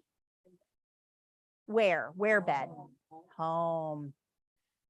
Yeah, if I'm sick, I want to be home. If I'm anywhere other than home, I am a grumpy bear because I want to be home. My nest. I'm comfortable there. But these patients aren't at home, are they? So they're automatically going to be grumpy because they're not where they want to be. Does that make sense? All right. Sick patients are also a little bit self-absorbed. Patients in a hospital are all dying. Just ask them, they'll tell you. Yeah. Guaranteed. Is this going to kill me? I think I'm dying because they're sick enough to be there. Like, guys, if I told you what my last week was like, I seriously should have had a nervous breakdown, right? I'm just like overworked, overstressed, over it all. Okay. But I can't call up my local hospital and say, hey, you know what? I am just over. I need to reserve a room. They're not going to let me in. right? You can't just go to the hospital for a vacation or a break. In fact, if I went to the ER's job is to not let me in. That is their job. Patch me up enough to send me home and let my doctor deal with me. You have to prove that you are sick enough to be in a hospital bed. And that's hard work. Because everywhere along the way, people are trying to keep you out of that bed. You got to prove you're sick enough to be there. So when you've got a patient at a hospital, they think they're dying. They think they're dying. So they're a little self-absorbed. Like, what's going to happen to me? What does this mean? Am I going to be able to work? How am I going to pay this bill? Who is feeding my cat? What is my significant other doing? So they're very, very self-absorbed, which means that they're not listening to everything you say. So you got somebody who wants to be home that isn't, who is finding themselves in a strange place. They are self-absorbed and they don't know anybody. They are surrounded by strangers, including one in the other bed right next to them. How many of you guys would be okay checking into a hospital and they tell you, well, you're going to have to share a room with a complete stranger? You're going down the road finding another hotel room, aren't you? But in a hospital, we think this is perfectly normal. Patients can't sleep well when they're sleeping next to a stranger. Now, on top of that, that door is always open. And there's more strangers coming in and out. So you think they're going to be able to sleep well? No. So what happens when you're sleep deprived? Oh, yeah. What's that? Yeah, we'll talk about that in a minute. Okay, so we've got, you're not at home, so that makes you grumpy. You're in a strange place surrounded by strangers, so you're a little nervous. You are sleep deprived, so that makes you grouchy. Okay. So we probably, on top of all of that, because that's not bad enough. That's not bad enough. We have people that are in the room talking a totally foreign language, medical speak. And you have absolutely no idea what they're saying. None. So how unnerved do you think your patient's going to be? Oh, well, let's add one more layer on there. We're going to take all your clothes from you too. So you are laying there in a hospital gown that doesn't cover anything. You are in a strange place surrounded by strange people with a roommate that you do not know, and they're speaking a different language and you think you're dying. So have you ever stopped to think about that? But that is a realistic representation of every patient that you're going to walk in on. Every patient.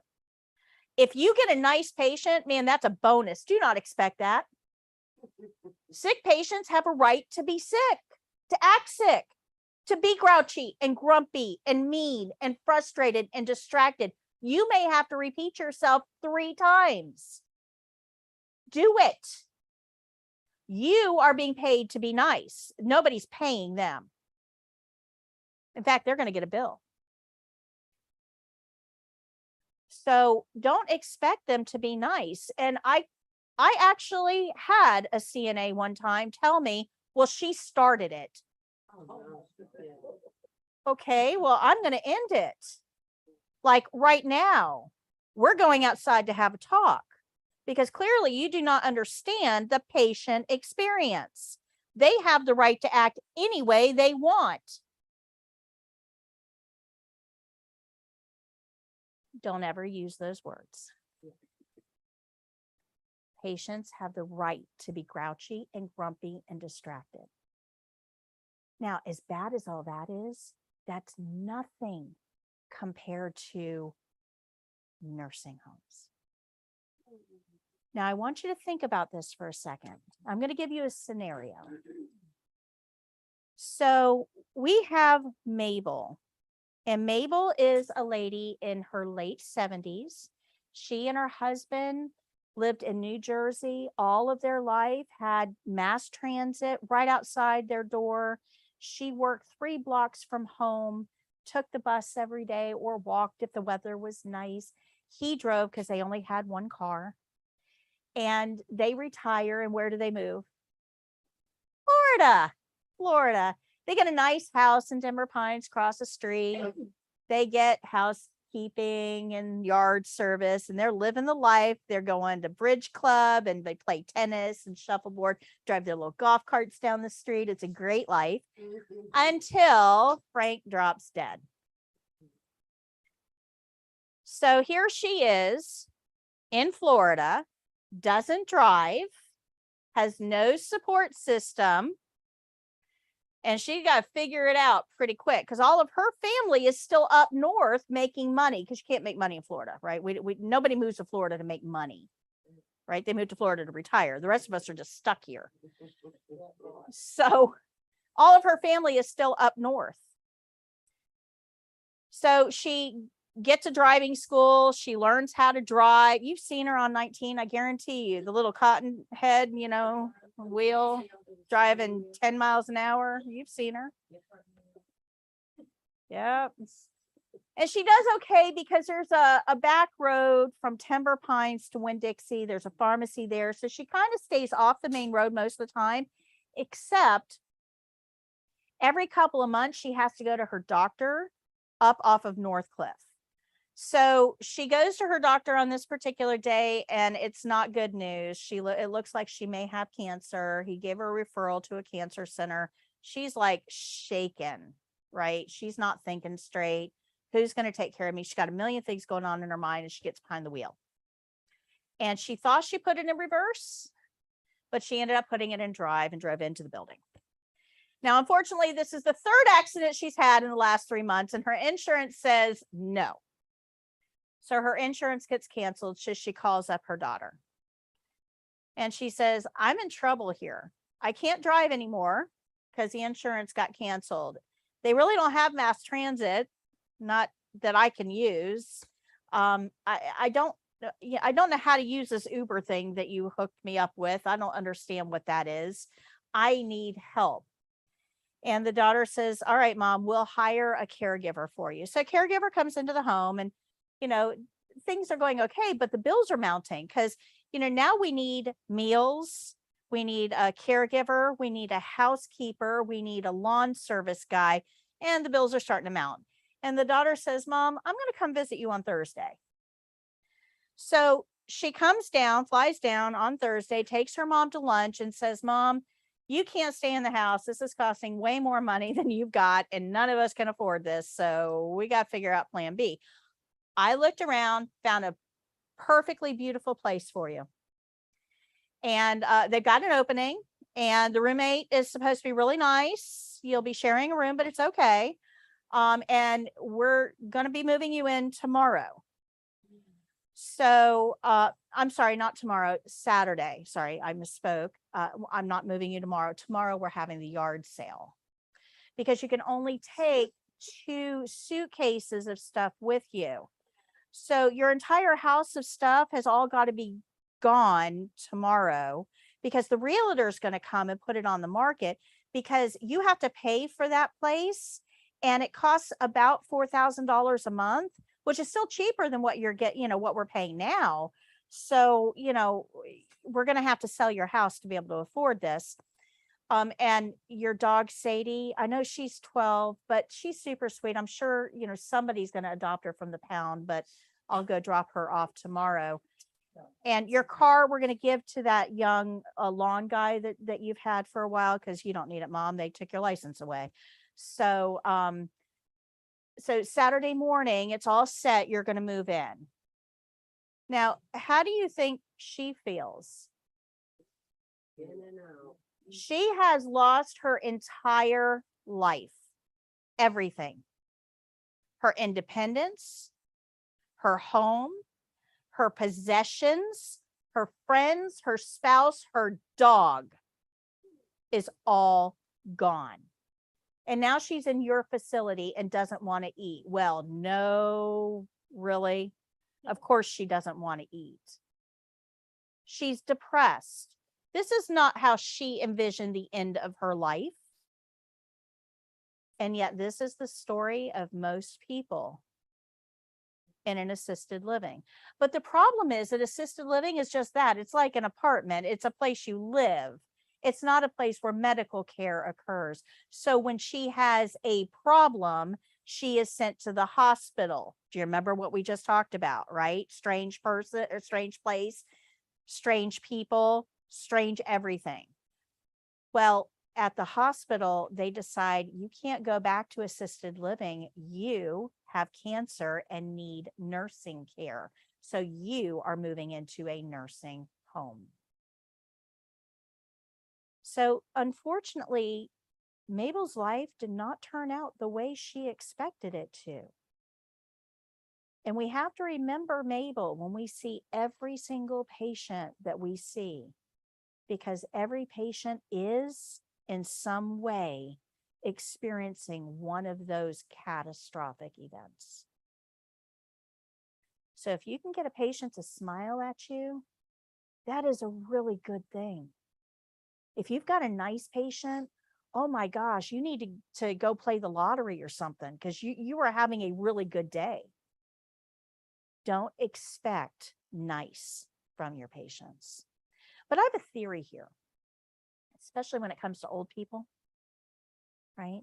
I think that every person is born with a bucket of nice. I really do. I think every person has a bucket of nice. And when we're young, we give nice out all the time, right? We smile at people, we wave, and little kids are cute. They give nice out all the time. And people refill their buckets because we're all nice to little kids because they're adorable, right? You just showed me some adorable pictures, right?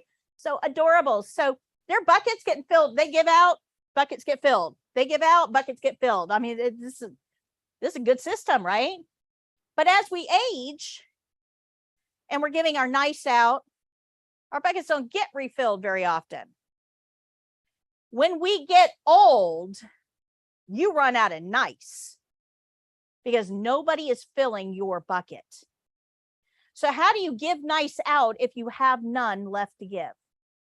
So your patients that are mean and surly and miserable and the most crotchety people you'd ever want it, you don't want to go anywhere near that room.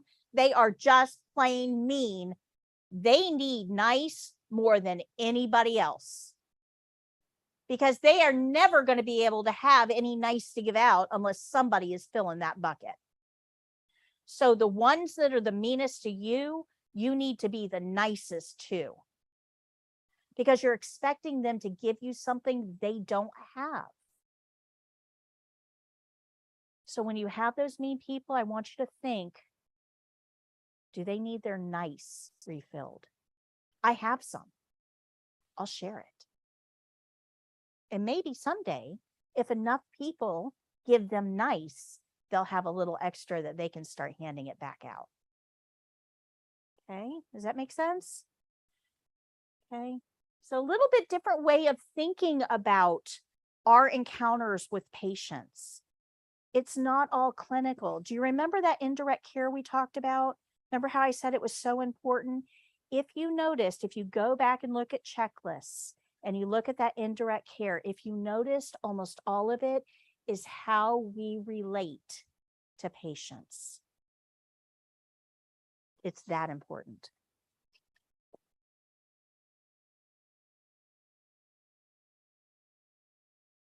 All right, so let's get to our books. We're going to talk about the syllabus. Does this help you guys? These graphics, all the stuff on the screen, does it help you?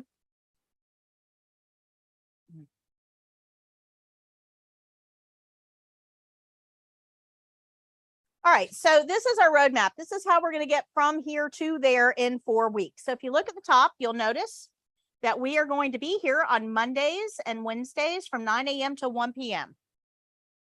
Mondays and Wednesdays only. Please don't come on Tuesday. I will not be here. Mondays and Wednesdays. What time does classroom open? Yeah, 10, yeah, 10 till. Don't be here early. If you're here at 8:30, go get some coffee. Get some for me too. All right. So Mondays and Wednesdays, 9 to 1. The first column tells you what we're going to do in each class. So these are our skills. This is what we're learning. Today, we learned all about the skill rules. Remember, we followed the care plan, the whole care plan in. Yeah, while we're doing the care, we should be making observations. And what do we do with those observations? Okay, so we already learned that. We're done. It won't be the last time you hear that from me, because we're going to review that every single class. Okay, but we learned skill rules. We're going to learn opening and closing here in a few minutes. We did touch on it already a little bit. We're going to learn hand washing, and we've talked about indirect care.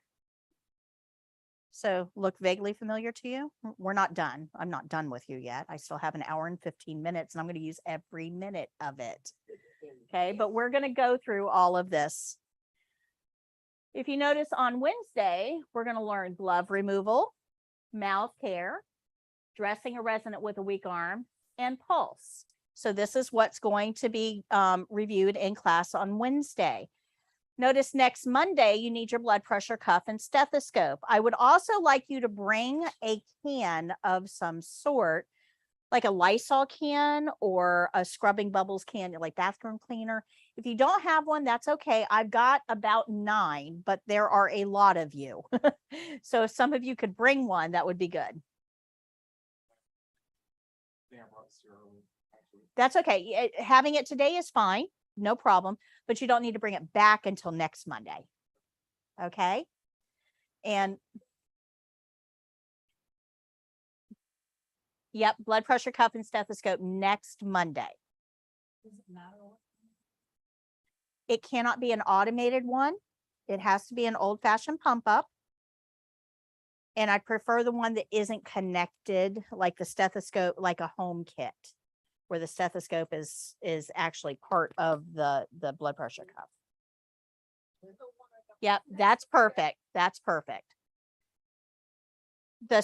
Yep, the store. We also have kits like this as well. Yep.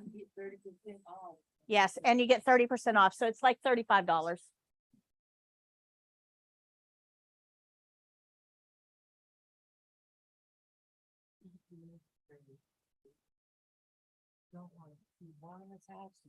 I don't want them attached. We can work with it, but I'd prefer them not. All right, so each class period, the syllabus is going to tell us what we're going to do in class, that class period. And I'm pretty religious about doing these skills the way that they're here. The only exception to that is on Wednesday. I don't always get to all of them on Wednesday because we have a lot to talk about. And I may take one of them and move them a little bit further down. That's the only exception. It depends on how long-winded I get, honestly. But the first the first column tells you what we're going to do in class. The second column are lessons in the book that relate to what we're learning in class. So if you look in the second column for today, you'll see what to expect the CNA exam. Did we talk about the test? So I have notes in here that basically I took the notes for you. Okay. We learned about delegation. We learned about testing care plans. And we learned about the puzzle pieces, the principles. So we've already gone over all that, but the lessons are in the book if you want to go back and review them. We don't always get to all of these. So if you're reading through the second column and you see, hey, wait a minute, we didn't go over documentation principles. I don't remember going over that. You want to read that page. Okay. The third column is the dreaded homework. Nobody likes that. We're going to talk about that in just a second. And then the last column is additional activities. Sometimes we get there, sometimes we don't. It's kind of like hit and miss. But we did the care plan activity on page 12. You guys remember that? We talked about corrections are our friend. We've done indirect care. We're going to go over warm, dark, moist in a minute. And we talked about skills grading, but I didn't go into detail with it. So you're going to want to read page 79 when you go home this tonight. All right.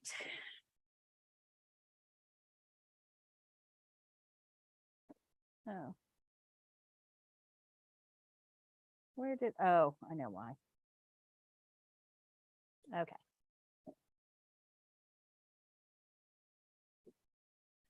All right. So I'm going to explain homework in just a minute, but before we get there, I want to talk about how we're going to use the books. So this white book, if you turn to page 35,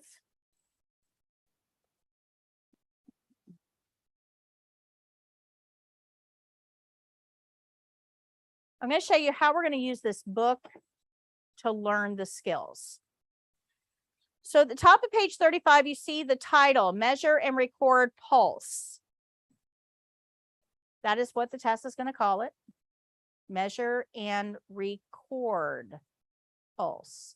So do you think documentation is going to be an important part of this skill? Yeah.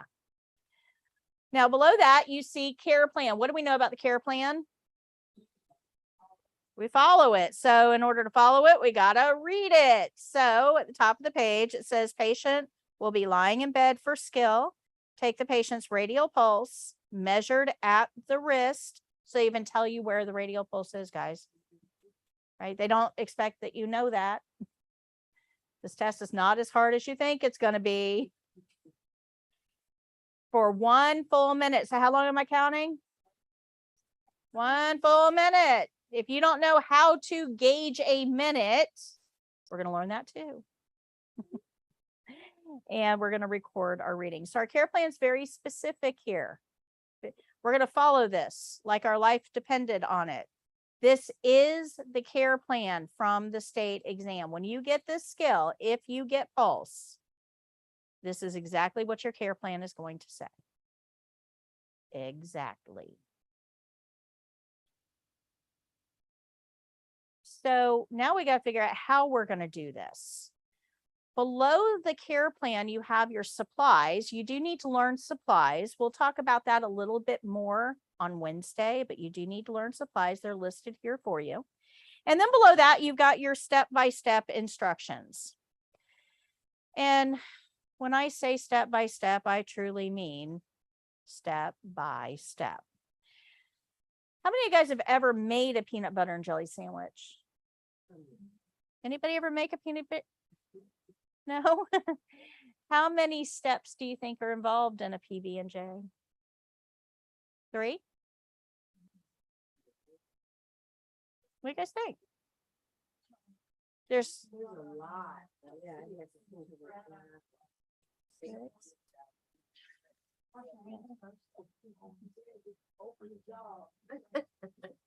Okay, would you believe there are 42 steps involved in a peanut butter and jelly? Now, I'm not even counting hand washing. This is assuming you have clean hands, okay? And we're not going to the store. We're not doing anything like that. But we have bread on the counter. It's in a wrapper. You need bread. How do you get into the wrapper? You got to untwist the twist tie. You got to open the bread wrapper and get 2 slices of bread. Then you got to do the spinny thing with the bread so you can put the twist tie back on. Now you're holding 2 slices of bread. Where are you going to put them? Where's that? You got to open the cabinet, get the plate, close cabinet, put the bread on the plate. Now what do you need? Peanut butter. Peanut butter is in a pantry or a cabinet. So you open the pantry, you get the peanut butter, close the cabinet, put the peanut butter on the table. Now what do you need? Jelly. You open the refrigerator, call for mom, where's jelly? Okay. You get the jelly, you close the refrigerator, put the jelly on the counter. Now what do you need? Yeah, something to spread it with. So a spoon or a knife, whatever you use, open the drawer, get it out, close the drawer. Now you're ready to build your sandwich, but you got those lids in the way. So you got to open the jar. So you unscrew the jar of peanut butter, put the lid on the counter, unscrew the jelly lid, put the lid on the counter, pick up your knife, get some peanut butter, spread it on your bread, wipe the knife off on the other bread, right? Get some jelly, spread it on the bread, put the knife in the sink. Don't leave it on the counter. Mama's going to kill you. Put it in the sink. Pick up your lid, put it back on the jar. Open the cabinet, put the peanut butter away, close cabinet, pick up the jelly lid, put it back on the jar, open the fridge, put the jelly away, close fridge. Put your two halves together. We're not going to cut the crust or anything crazy like that. We're just doing a basic peanut butter and jelly. And it is 42 steps. That is just a peanut butter and jelly sandwich, guys. There's nothing significant here. It's just a PB&J. But when we think of it, when we think of building a peanut butter and jelly, we don't think about all those steps, do we? Why? It's repetition. We've done it. We're just, I mean, we're on autopilot. We're not thinking about peanut butter and jelly. We're thinking about the game that we're about to watch or whatever. You know, we're not thinking about this. We don't have to think about it because we've done it so many times. Our body goes on autopilot. Fair? All right. Well, if I can make a peanut butter and jelly sandwich, 42 steps, that tells you I'm pretty detail oriented. So when I make this book, guys, that is my name on the front cover of the book. When I made this book, I did not leave anything out. No step was left out. You will not have to wonder, when do I put my gloves on? When do I take the toothpaste cap off? When do I remove the privacy blanket? I guarantee you it is in the steps on purpose. This book is being used by schools all over the country. Yeah, we are the #2 textbook distributor for CNA training materials. So yeah, this is, and it works. That's the thing. It's being used because it's easy and it works. But I need you to understand that I'm detail oriented. So I don't want you to look at 16 steps and go, oh my gosh, I have to memorize 16 steps and another 18 and another 42, and because you'll freak yourselves out. I'm going to lead you there. So I don't want you to go home tonight, go through this book and go, oh my gosh, I can't do this. I need you to put your faith in me just for the next week or so. All right. And I'm going to prove to you, you can do it. And I'm going to make it easy for you to do it. So don't let your anxiety take over. I want you guys to all come back to class.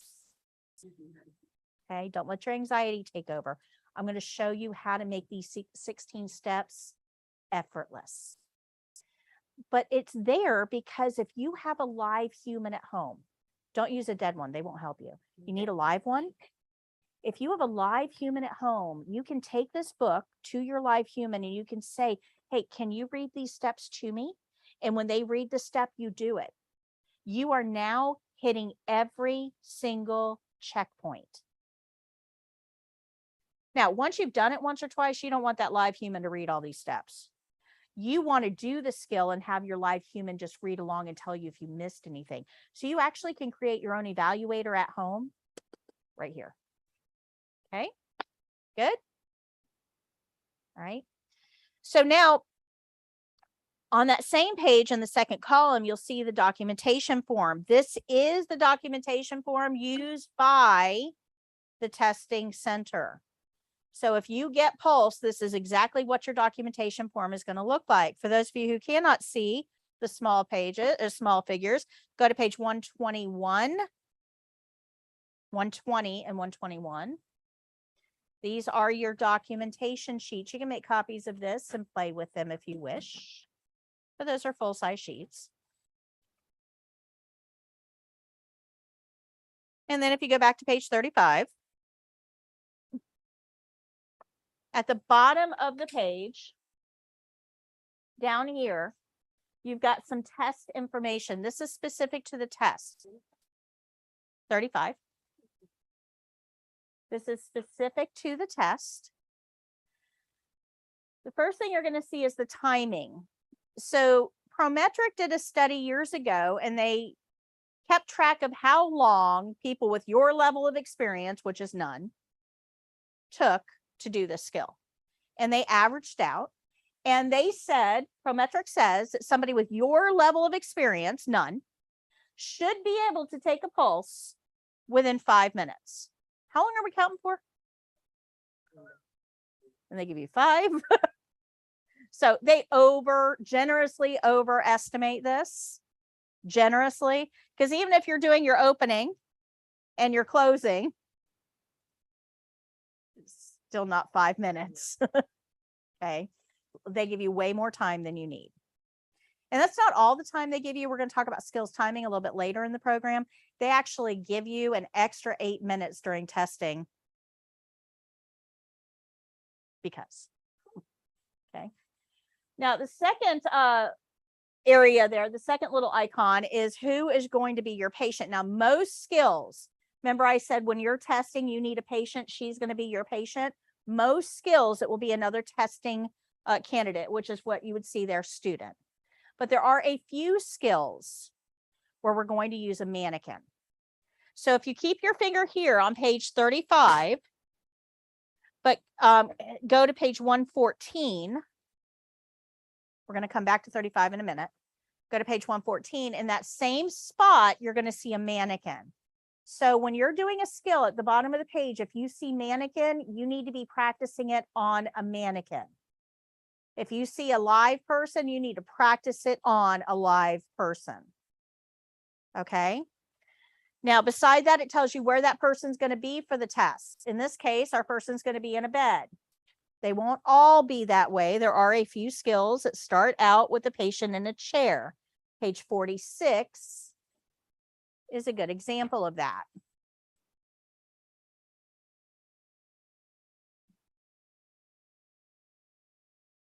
So if you're practicing and you see that the patient is going to be in a chair for the test, where should your patient be when you're practicing? Yeah, set it up like the test, guys. Okay. Now, if you go back to 35, you'll see the very next icon here. It tells you whether we're going to have to chart. There are 4 documentation skills. You will get one of these 4 for the test. Everybody gets a documentation skill for the test. There's pulse, which is the page we're on. There's respirations, which is breathing. There's feeding. And then there's emptying a urinary drainage bag.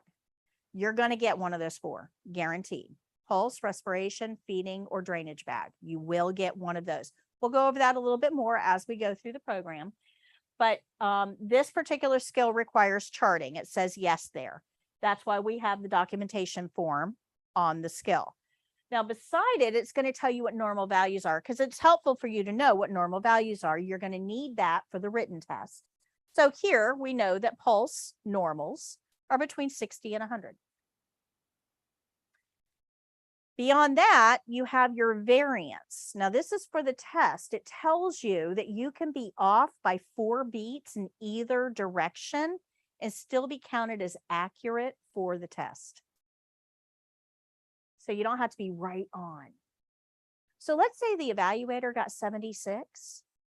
If you got 72, 73, 74, 75, 76, 77, 78, 79, or 80, you're considered accurate. Guys, do you know how big of a margin of error that is? It's not about how accurate you are. It's about your technique. Okay? Does everybody understand how these skills pages are set up? In front of the skills page, so page 34 in this case, is going to be a lesson related to that skill. Now, most of the time I talk about these in class. This is what's going to be in that second column of your syllabus.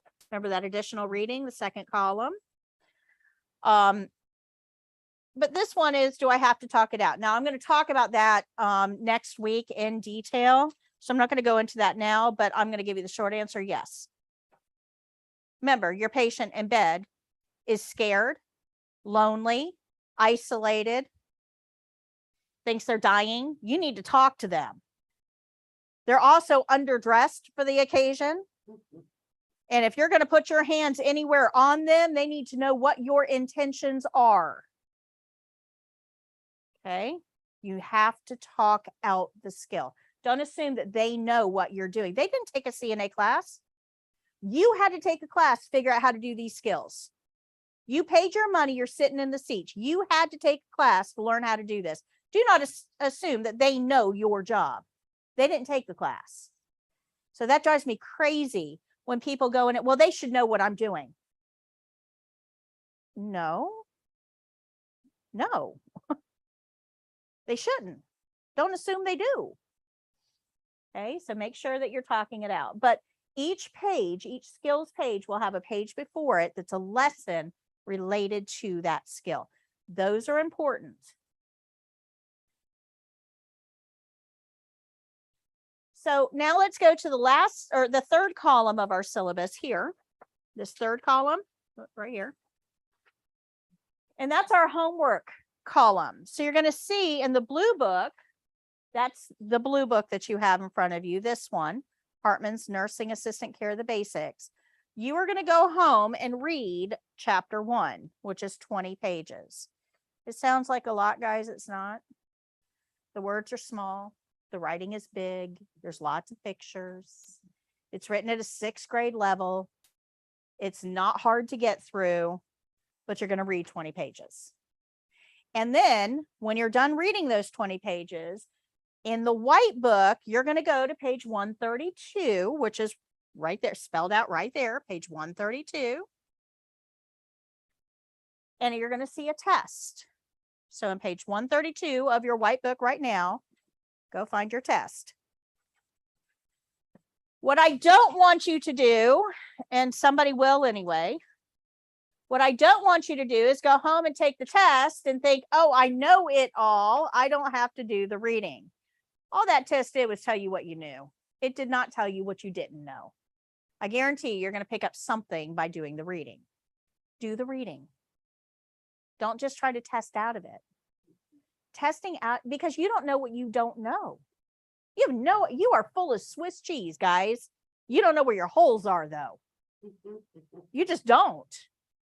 So, because you can't see them, they're invisible to you. So do the reading. And then you go to page 132 and take the test. Now, that's only going to get you part of the way. You need to grade the test. So go to the very last page of the book. And you'll see the grading scale. Could you cheat? Sure. There's the answers. I'm not sure why you paid money to sit in the class, though, because this is designed to help you with the test. So you're going to use the answer key to grade that test. And then down here is your grading scale. Because when you come into class on Wednesday, I'm going to go right down my little list. And I'm going to say, Kathleen, how did you do on class or on test 1? And you're going to tell me, well, I missed 1. So I got a 95.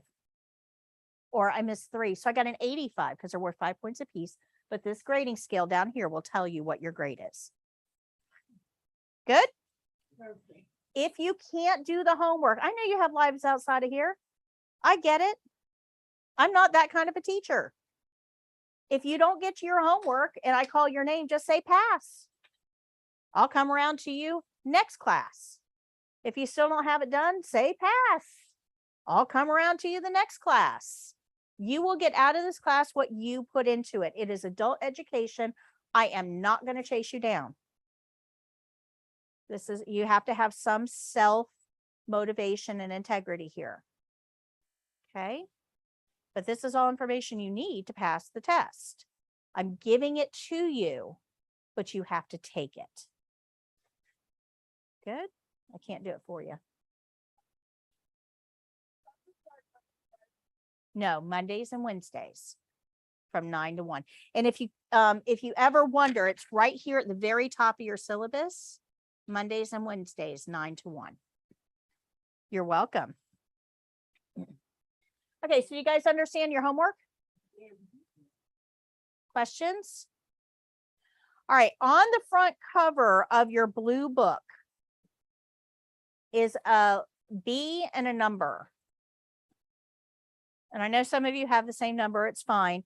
When I call your name, can you please tell me what that number is? Kathleen, and when I call your name, if you want to be called something other than what I'm calling you, let me know. Kathleen, Madeline, Samira. Did I say that? I didn't say that right. Did I say that right? Okay, B9. Simmery, Michelle, Shelley, Yeah. sorry, Well, Taylor, Nicole, Joe, Hillary, Denise, Catherine,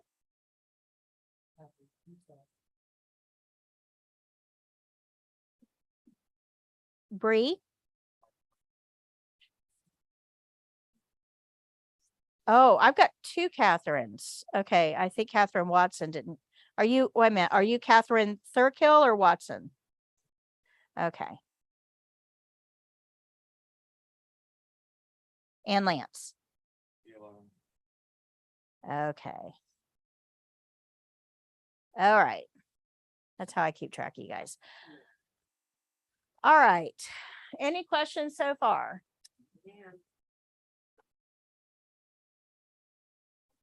Yes.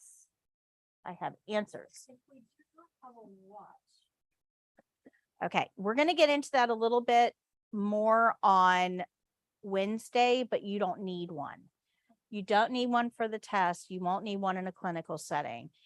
For the test, you're actually going to have a clock right above the bed and above the sink. That's a mandatory part of every testing center. It's mandatory for testing. So the evaluators have to be able to time you using the same device that you are using. So that's why a clock is there. This test is very scientific. There's no, I want you to get rid of good enough. Get good enough out of your brain, because it's that there is no good enough. It is scientific. It either is a yes or a no. So we're going to learn hand washing here in a few minutes. And one of the defining characteristics of hand washing is scrubbing using friction for 20 seconds or more. Okay. So if you scrub for 19, yeah, remember, yes or no, not good enough, yes or no. So if you scrub for 19, did you meet the checkpoint? No, period. That's it. You failed. That's it. So if there's a clock above the sink and the evaluator's using the clock above the sink, what should you be using? The clock above the sink. Now, some of you, especially with COVID land, right? We were trained to sing songs while we wash our hands. You are going to be nervous during the test. I mean, some of you are going to be so nervous, you're going to be throwing up in the parking lot, nervous, but, but you are going to be nervous. What do you think happens to your singing speed when you are nervous? Yeah. Is that an effective gauge of time now? No. So be very careful. Don't use those, ABCs, All the Single Ladies, or any of the other songs that you've been trained to use. Use the clock. Okay, good. So no, you don't need a watch for the test. And I would even encourage those of you who have watches not to use them during the test, because if you wear a watch or bracelets, they have to judge your hand washing more stringently, because you have to now wash under and around the watch. So it adds a whole level of complexity. Those of you with smartwatches, you cannot wear them in. Remember, I said no electronics, no study materials, nothing but, remember the 3 things you're allowed to take into the testing center? Your test admission letter, your keys, and your IDs. I did not say phone. Remember, you think your phone is attached to you physically. It's not. It has to remain in the car. If you do not drive, if you get dropped off for testing, they will have a locker there. It will be locked in the locker. Much better to have it in your car because remember, you can go out while you're waiting. If it's locked in the locker, it's there all day. You can't get it out. Take a book. Take a book. I have my watch for medical reasons. Do I still have to take it off? Yes.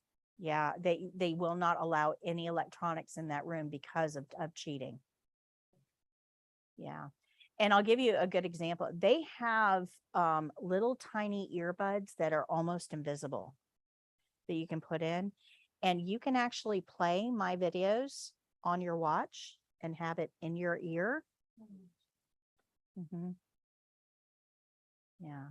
They have seen, guys, these rules don't exist for, they have seen all kinds of things. So the whole point is to verify the test integrity.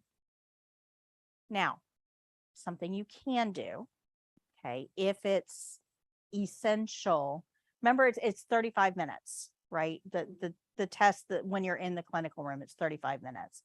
So if you can't be without your watch for those 35 minutes, then you're gonna, there's a part on the application where you can get a medical waiver, but it's a whole packet, an ADA waiver that has to be downloaded, taken to your doctor and filled out. So, you know, kind of work with that. There is a process in place. So you'll have to figure out to, you know, whether it's, which way is best for you. Yeah. Yeah. I know it really is not fair, you know, for those that have a need, but it's what we have to work with. So, and I understand why. Unfortunately, I do understand why. Okay.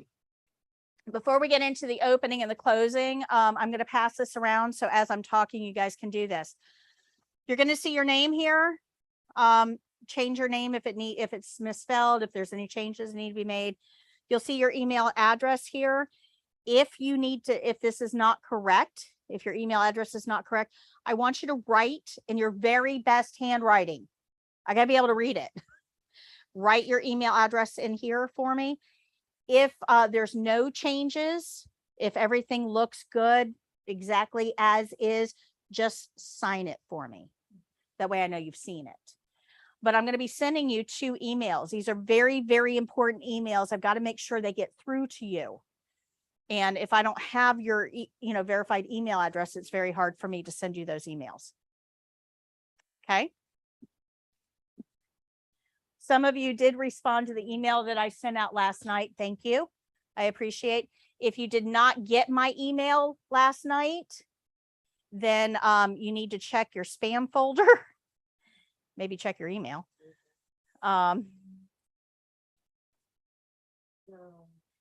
Yeah, if you did not get a email from me, then if you checked your email and you did not get an email from me, you need to really look at this list because I've got your email wrong or it got tied up in your spam folder. I noticed somebody has an iCloud. I'm not sure who that is. Whoever's got an iCloud email address, iCloud usually blocks, and Yahoo, because we're high volume. So they tend to filter high volume. All right, so good. You can work on that while I work on this. All right, so let's learn about the opening. This is our principle that we're going to learn. This is going to be on page 20 for those of you who want to play along in your book.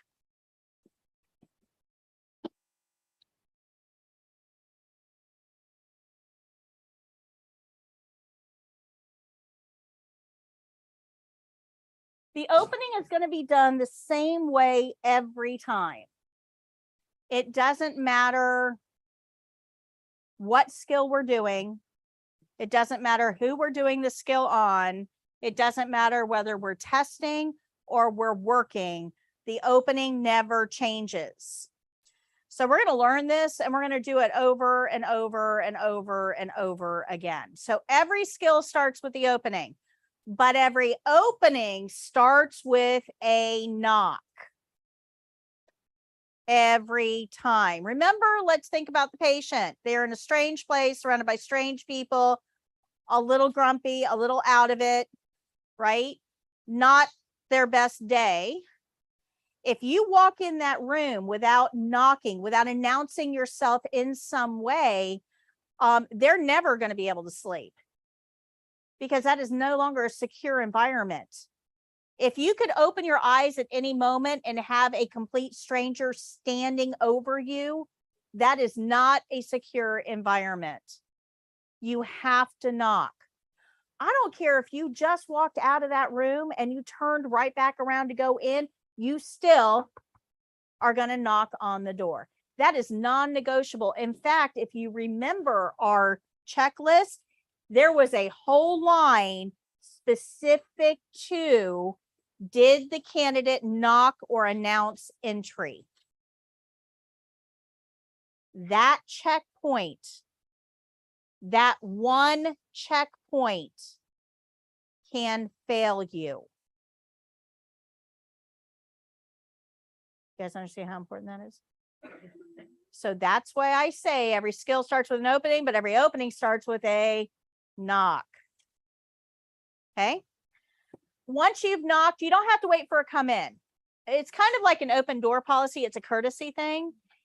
If the door is open, you knock and you enter. Door's open.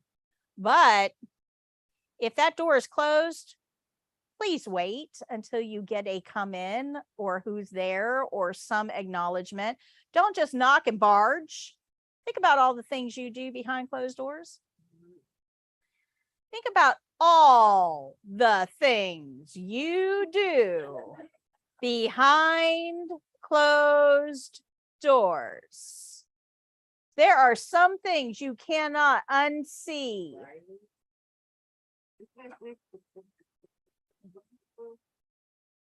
So if the door is closed, you want to pause and wait. Now, if you don't hear anything after a couple seconds, knock again, because maybe they just didn't hear you. If you still don't hear anything, crack that door and see if everything's okay. Everything okay? Can I come in? Are you decent? Any of those will work. But for the test, we're simply going to knock and enter. So every skill starts with an opening. Every opening starts with a knock. Now, once we've entered the room, we have to identify our patient by name. Not sweetie, honey, dear, love, or any of those endearments. By name. Now, for the test, we make this super easy. Everybody is Mr. or Mrs. Jones. Everybody. Everybody. So you are now going to be Mrs. Jones or Mr. Jones. So we don't use ID bands during the test. And that's because most settings don't have ID bands. If it's where your patient lives, they don't need an ID band. Just like you don't need an ID band in your home. They know you there. It's where you live. If they live there, they don't have an ID band. So think home care, assisted living facility, nursing home. You're not going to have ID bands. The only place you have them is in a hospital or an, outpatient same-day surgery center. So when you think about numbers, we have way more numbers of people with no ID bands. So how do we identify them if they don't have an ID band on? Anybody ever been to a doctor? Right? They check you in. They get you on the scale. Nobody likes that. They take you into a room, get your vital signs. They close the door. And then somebody comes in. Have you ever stopped to think, what if they got the wrong person? Do you want what they have in store for the person next door? Probably not. When they come in, they identify you. They say something like, what's your name? Jenny? Shelly. I'm sorry, Shelly.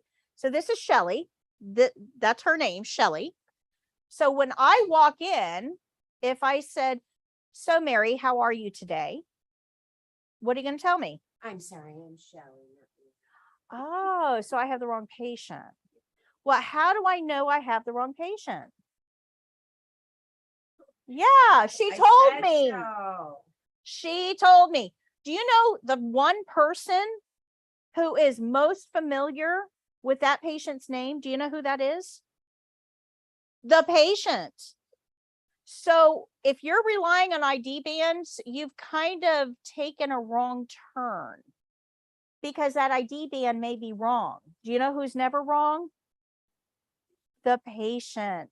That's why we identify our patient by name. Now, I know some of you are off in left field and you're doing that, but what if thing that we talked about earlier.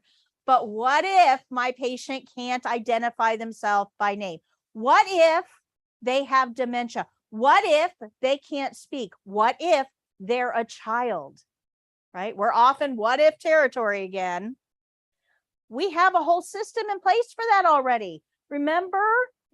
That's right. We have a nurse that goes in and figures out all real problems and all potential problems. This is definitely a potential problem. So in the care plan, I would have how I want you to identify that patient who cannot identify themselves. I've already identified that that's a problem and solved it for you. All you got to do is follow the yellow brick road. Got it? Okay. So we are going to identify our patient by name for the test. Hi, Mrs. Jones. That's it. That's all you got to do. Hi, Mrs. Jones. Now you can ask what their name is if you want. You can say, what is your name? That's perfectly okay. But we're not going to use ID bands. Now, I personally like to ask my patient about this time, how are you? Because whatever I've got planned is totally irrelevant if my patient's not cooperative, if they're not going to play along. So I go in and, hi, Miss Jones, how are you today? I want to know this. Because if I got to get him up and walk him somewhere and she says, oh, honey, I'm feeling awful. I'm nauseous. I'm dizzy. Oh, stop.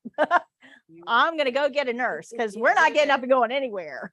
That's a recipe. Remember, routine tasks on stable patients. That is no longer a stable patient. Does not meet my criteria. Move along. Make sense? Good.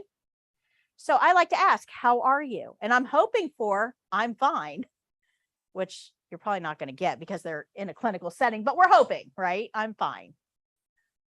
Once you've established how they are, you want to tell them who and what you are. Now, I can't just walk in and say, hey, I'm Patty. So who cares? Patty who? Patty, the person that brings the cookies? I like that, Patty. Patty, the person that brings the needle? Not so much, right? So you can't just say, hey, I'm Patty. You want to tell them what you are. I'm Patty, your CNA today. Oh, that sets up an expectation of relationship there.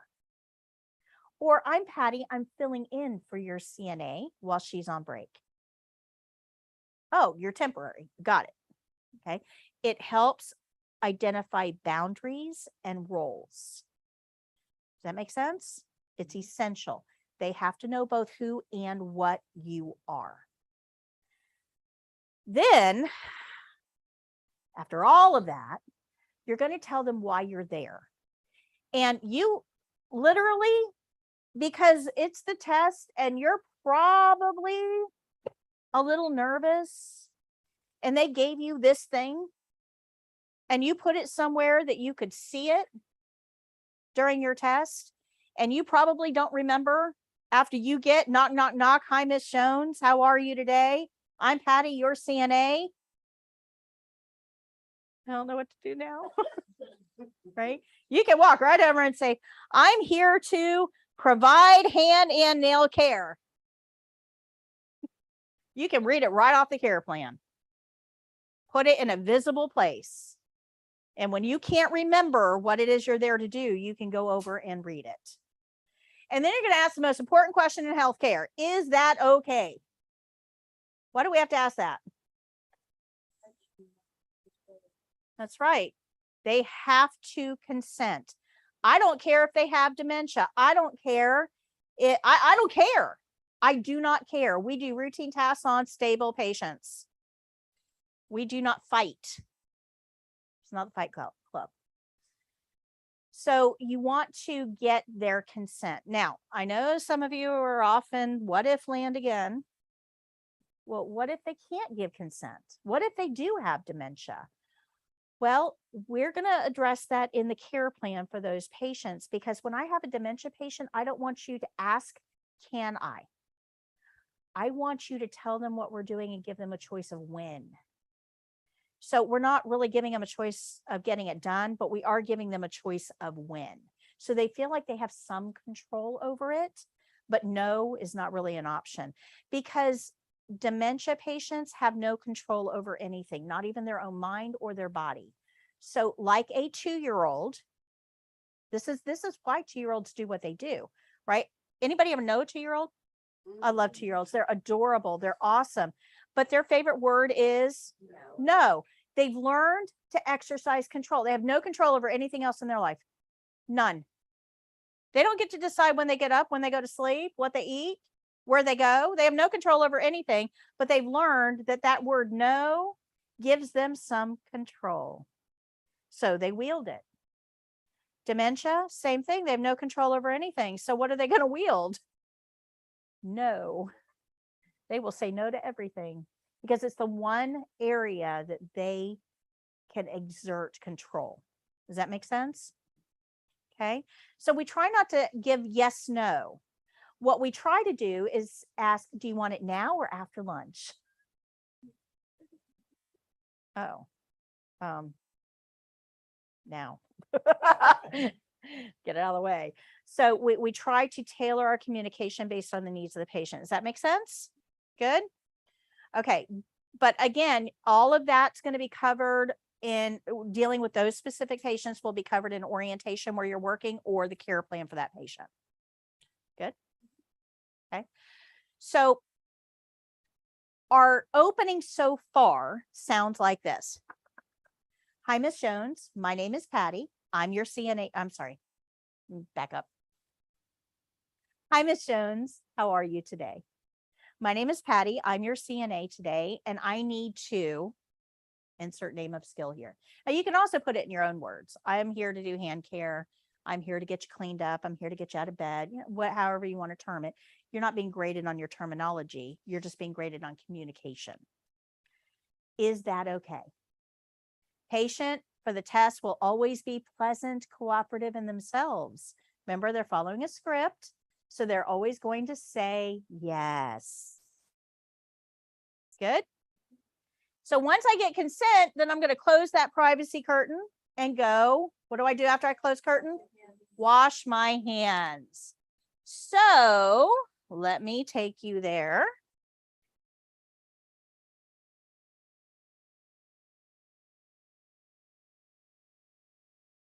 Okay. That way you get a top-down view. All right. So when we're washing our hands, you don't want to watch on if you can help it. If you've got to watch on, then you're going to make sure you wash under and around it really well. So I'm going to use the clock right above the sink to time myself. And we're going to turn the water on so that it's comfortable for us. Don't try to get it hot enough to kill germs. That would be boiling. You can't wash your hands with boiling water. Just make it comfortable. So I'm going to turn the water on and get it comfortable. And I'm going to wet my hands. This is essential, guys. You have to wet your hands before you put soap on them. Once I've wet my hands, I'm going to get some soap. And you want to get a lot of soap because you are actually graded on bubble production. I'm not kidding. You are graded on bubble production. The minute your hands come together, that is when the timing starts. So I bring my hands together. The second hand was on the 3. And I've got to rub for at least 20 seconds. That means I can't stop rubbing until that second hand is at least on the 8 or further. So I'm going to rub the tops of my wrists during that time, the backs of my hands by my index finger, or in between the fingers, interlacing the fingers. I'm going to rub here between the thumb and index finger on both hands. I'm gonna rub the bottom of my hand by my pinky and rub all surfaces. You see how you can see soap on all surfaces? That's what they're grading. So once I've rubbed for at least how long? 20 seconds. Now I can move on to my nails. So I'm going to take my thumb, go down each one of my nails. I'm going to circle the nails in the palm of my hand. Notice I'm keeping my hands lower than my elbows. I don't want this stuff to run up. And now I'm going to rinse. When I rinse, I want to hold my hands down.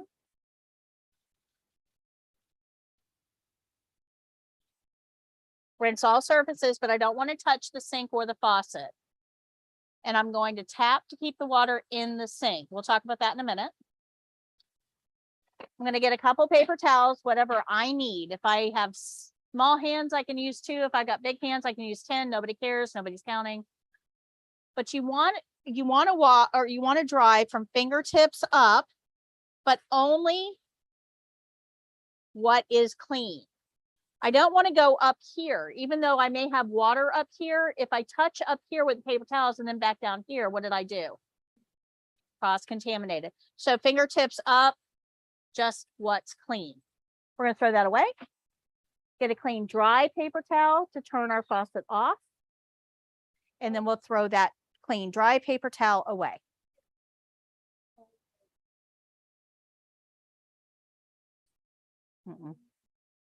No, you don't have to dry each finger individually. No. You want to go in between each finger, but no, you don't have to clean each one individually. Okay. As long as you're getting all surfaces. That's what they're looking for, is all surfaces.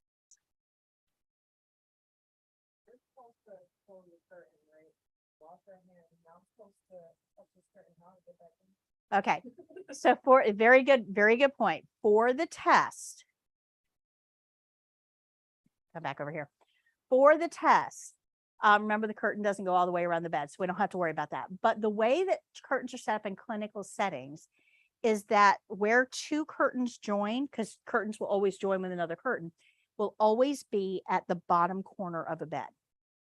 It's funny the way it's set up, because somebody that set it up was thinking about this.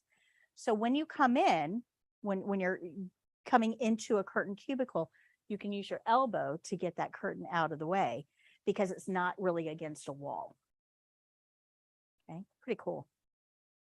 So yeah, elbows. Elbows are never clean. Never clean. Don't stick them in your ear. All right, so everybody good on opening?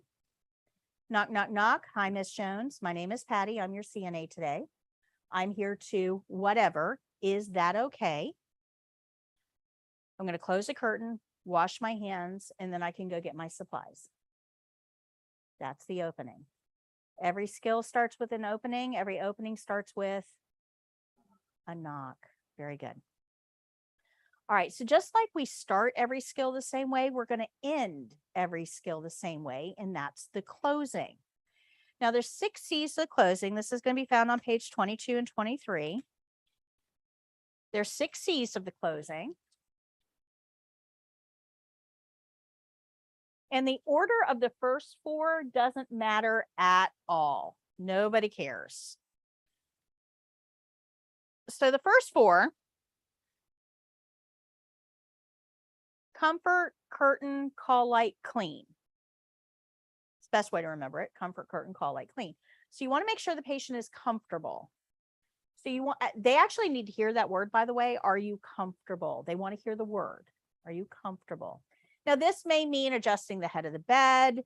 This may mean getting another blanket. This may mean offering a magazine, which is emotional comfort. Remember, those patients are a little self-absorbed at the moment, right? So offering them something to distract themselves is good. Turn on TV, give them a magazine, that type of thing. For the test, they kind of defaulted to offer a magazine. Don't look too deep at that one because we're not passing magazines out person to person in a clinical setting. I get it. But for the test, we're going to offer one. Okay. Make sense? It's one of the few times I'm going to tell you we're going to do something for the test we're not doing in real life. So we're going to offer a magazine. So comfort kind of encompasses all of that. Are you comfortable? Would you like the head of the bed up? Or you can offer a blanket, you can offer a magazine, but we want to address comfort. We want to open that curtain as well. People tend to do better when they can see other people. People are social creatures for the most part. And unless we have a reason to keep that curtain closed, we generally open it after a skill because isolation affects healing. Okay, so we're going to open the curtain. But we know that curtain is dirty. I know. We're also going to give them a call light. I remember I said people in bed scratch what itches. And then they're going to hit the call light to tell you about it. So is that call light clean? It is just as dirty as the curtain. We don't care which we touch first. It's all the patient's cooties. So it's okay to touch the curtain and then the call light, or the call light and then the curtain. Nobody cares. But you want to make sure when you leave, finally, that the environment is clean, because people tend to rest better when they're not in a cluttered environment. So if there's trash on the floor, pick it up. If there's a barrier on the table, throw it away. If the sheets need to be readjusted, readjust them. Make the patient look better than you found them. That's a great nursing principle. Leave a patient looking better than you found them. If you do that, clean environment will be satisfied. So those are the first four. We don't care what order you do this in, but make sure they're comfortable, leave them in a clean environment, give them their call light, and open their curtain. I don't care how you do that. Yes, you're touching a lot of stuff, but it's the patient's own cooties. It's their little nest. But do we want to take those cooties beyond their nest? So you need to wash your hands afterwards. Now, once you wash your hands, do not go back to that patient.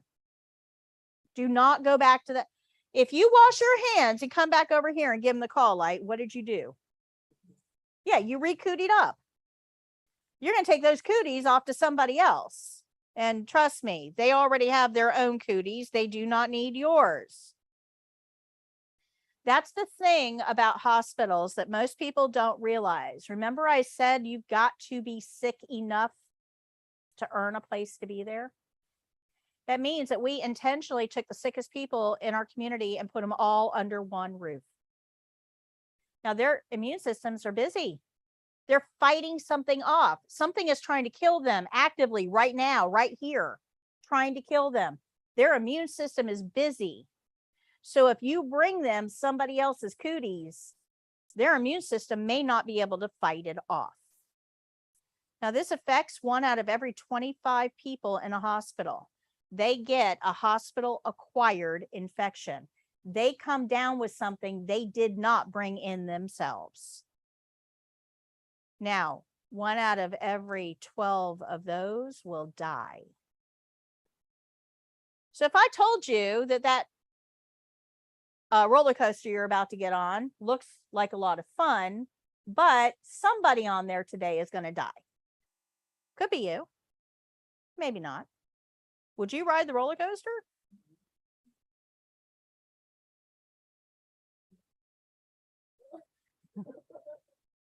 I mean, guys, most roller coasters hold about 25 people.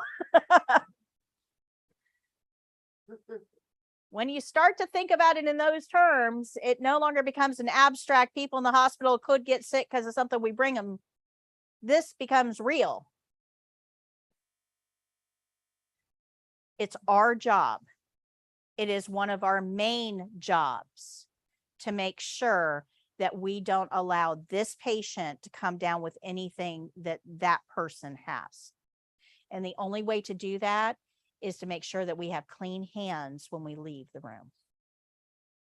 If you go back and touch anything, you've got to rewash. If you touch your pen after documenting, you have to rewash. You end the skill with clean hands. But that doesn't stop at the test. Okay? Good?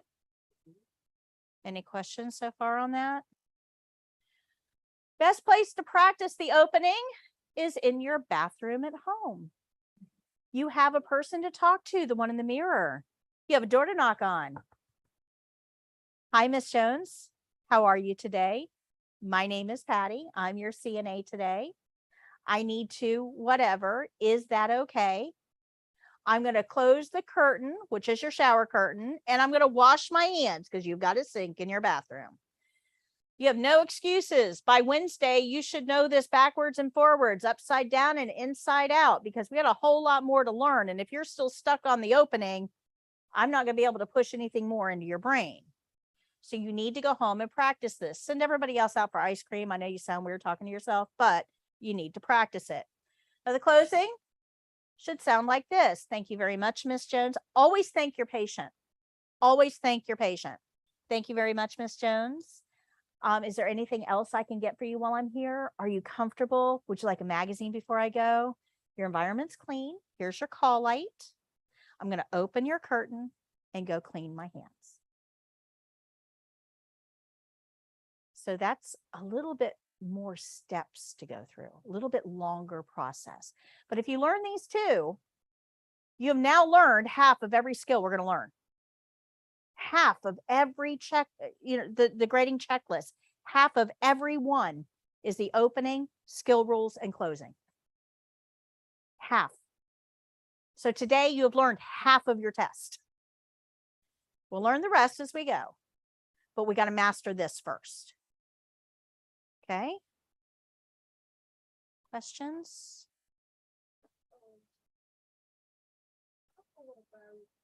We're going to get there. That was just for illustration today. We're going to use these again. So keep your those laminated sheets, keep them on the table because we're going to go back to those again each class period. Okay. So make sure your laminated sheets stay on the table. All right. Did I go too fast for anybody? How long do you have to use friction? 20 seconds before moving to your nails. You're going to go down each one of your nails with your thumb to clean the cuticles. And you're going to circle your nails on the palm of your hand to get underneath. I think I forgot to do that when I was showing you because I got, did I do it? Okay. I get sidetracked on things I need to tell you. And then sometimes I forget to do stuff. So I want to talk to you about why we had to do this though.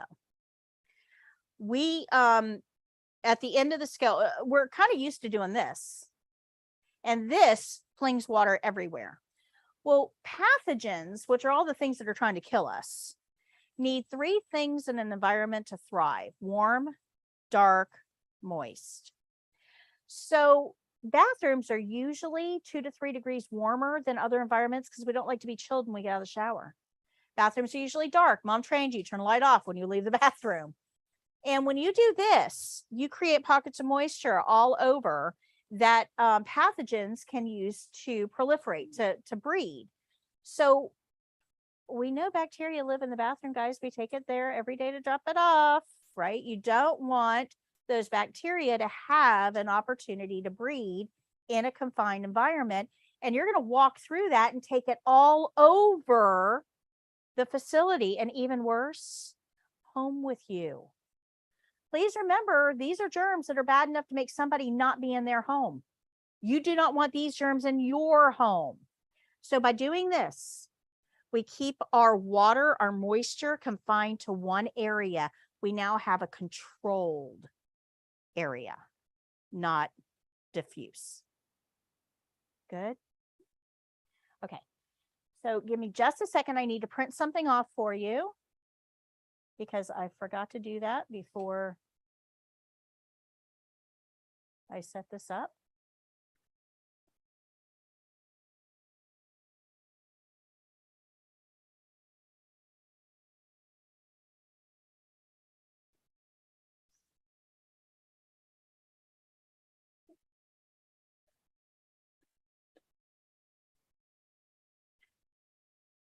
Okay, so just to recap what we've learned today while this prints. We're going to be here on Mondays and Wednesdays from 9 a.m. till 1 p.m. for 4 weeks. We graduate the day before Thanksgiving. So we'll have a lot to be thankful for. Remember, the doors will open about 10 till. If you cannot come to class, you can catch me on YouTube. Just go to youtube.com, type in the number 4, YOURCNA. It's what's on your badge, your ID badge. Type in for your CNA. Trust me, I'm there. You'll be able to find me, but look for the live stream. Okay. How do we know what to do with each patient? The care plan. We're going to follow the care plan, the whole care plan in. Okay, that forms the foundation of everything we do. Do we do work on unstable patients? Stable. Do we do things that we've never been trained to do? So we do normal. CNAs do normal. What do you do if somebody asks you to do something you haven't been trained to do? Okay. Are you willing to learn new skills? Yes. Okay, very good. Very good. The principals are going to teach us how to do what we need to do. So our principals are going to guide performance. So we just learned how to do an opening and a closing. We're going to learn some other things along the way. But above it all, we have to remember that this is all about who? The patient, not us. Not us. Who's assuming the liability for what we're doing? The nurse. So it should never be you versus the nurse. Okay. Our opening is knock, knock, knock. Hi, Miss Jones. My name is Patty. I'm your CNA today. I'm here to whatever. Is that okay? Once you get the approval, close curtain, go wash your hands. When you're washing your hands, bubbles count. So you need to make sure you get a good lather. If you do not have a good lather, get more soap, start your count again. You should use the clock, not a song. Okay. Closing is always done the same way. There's a lot of steps to the closing. You just have to memorize it. All of them count under indirect care. So your closing is indirect care. We've got a long way to go. Long way to go. But you have a resource page that I put on your books. And you will get an email from me that's going to wrap up today. In addition to that, thank you. You are also going to get an invitation to the online course as well.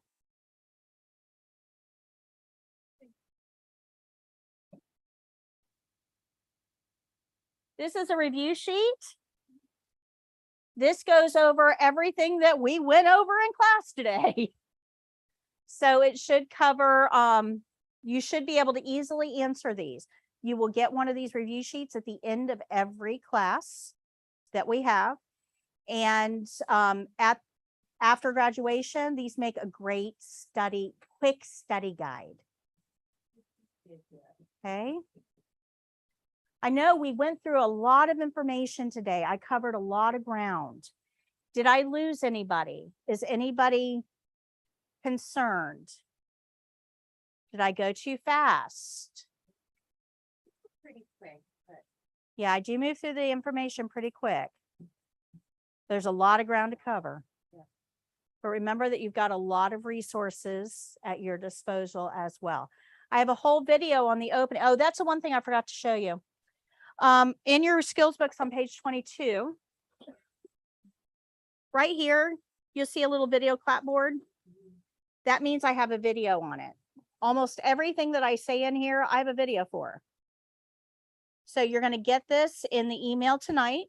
They're animated. Remember the video that we saw earlier today, the animated care plan? I made animated videos for everything that I talk about. So you're going to get the links in the email to those videos. So you can watch the video for the opening again. You can watch the video for the closing. And sometimes it kind of clicks a little bit more when you see it in a different format. So it's a way for you to review everything that we went over today. When you come back to remember your homework tonight, you're going to read chapter 1 in your blue book, take the test on page 132 in your white book, and grade it.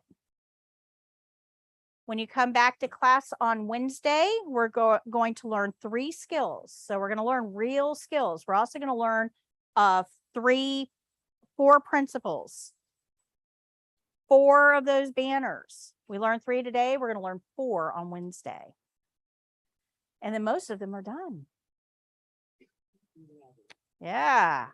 Super easy. But I'm also going to challenge everything you think you know about gloves. So stay tuned. All right. You guys have a fantastic day. I will see you on Wednesday.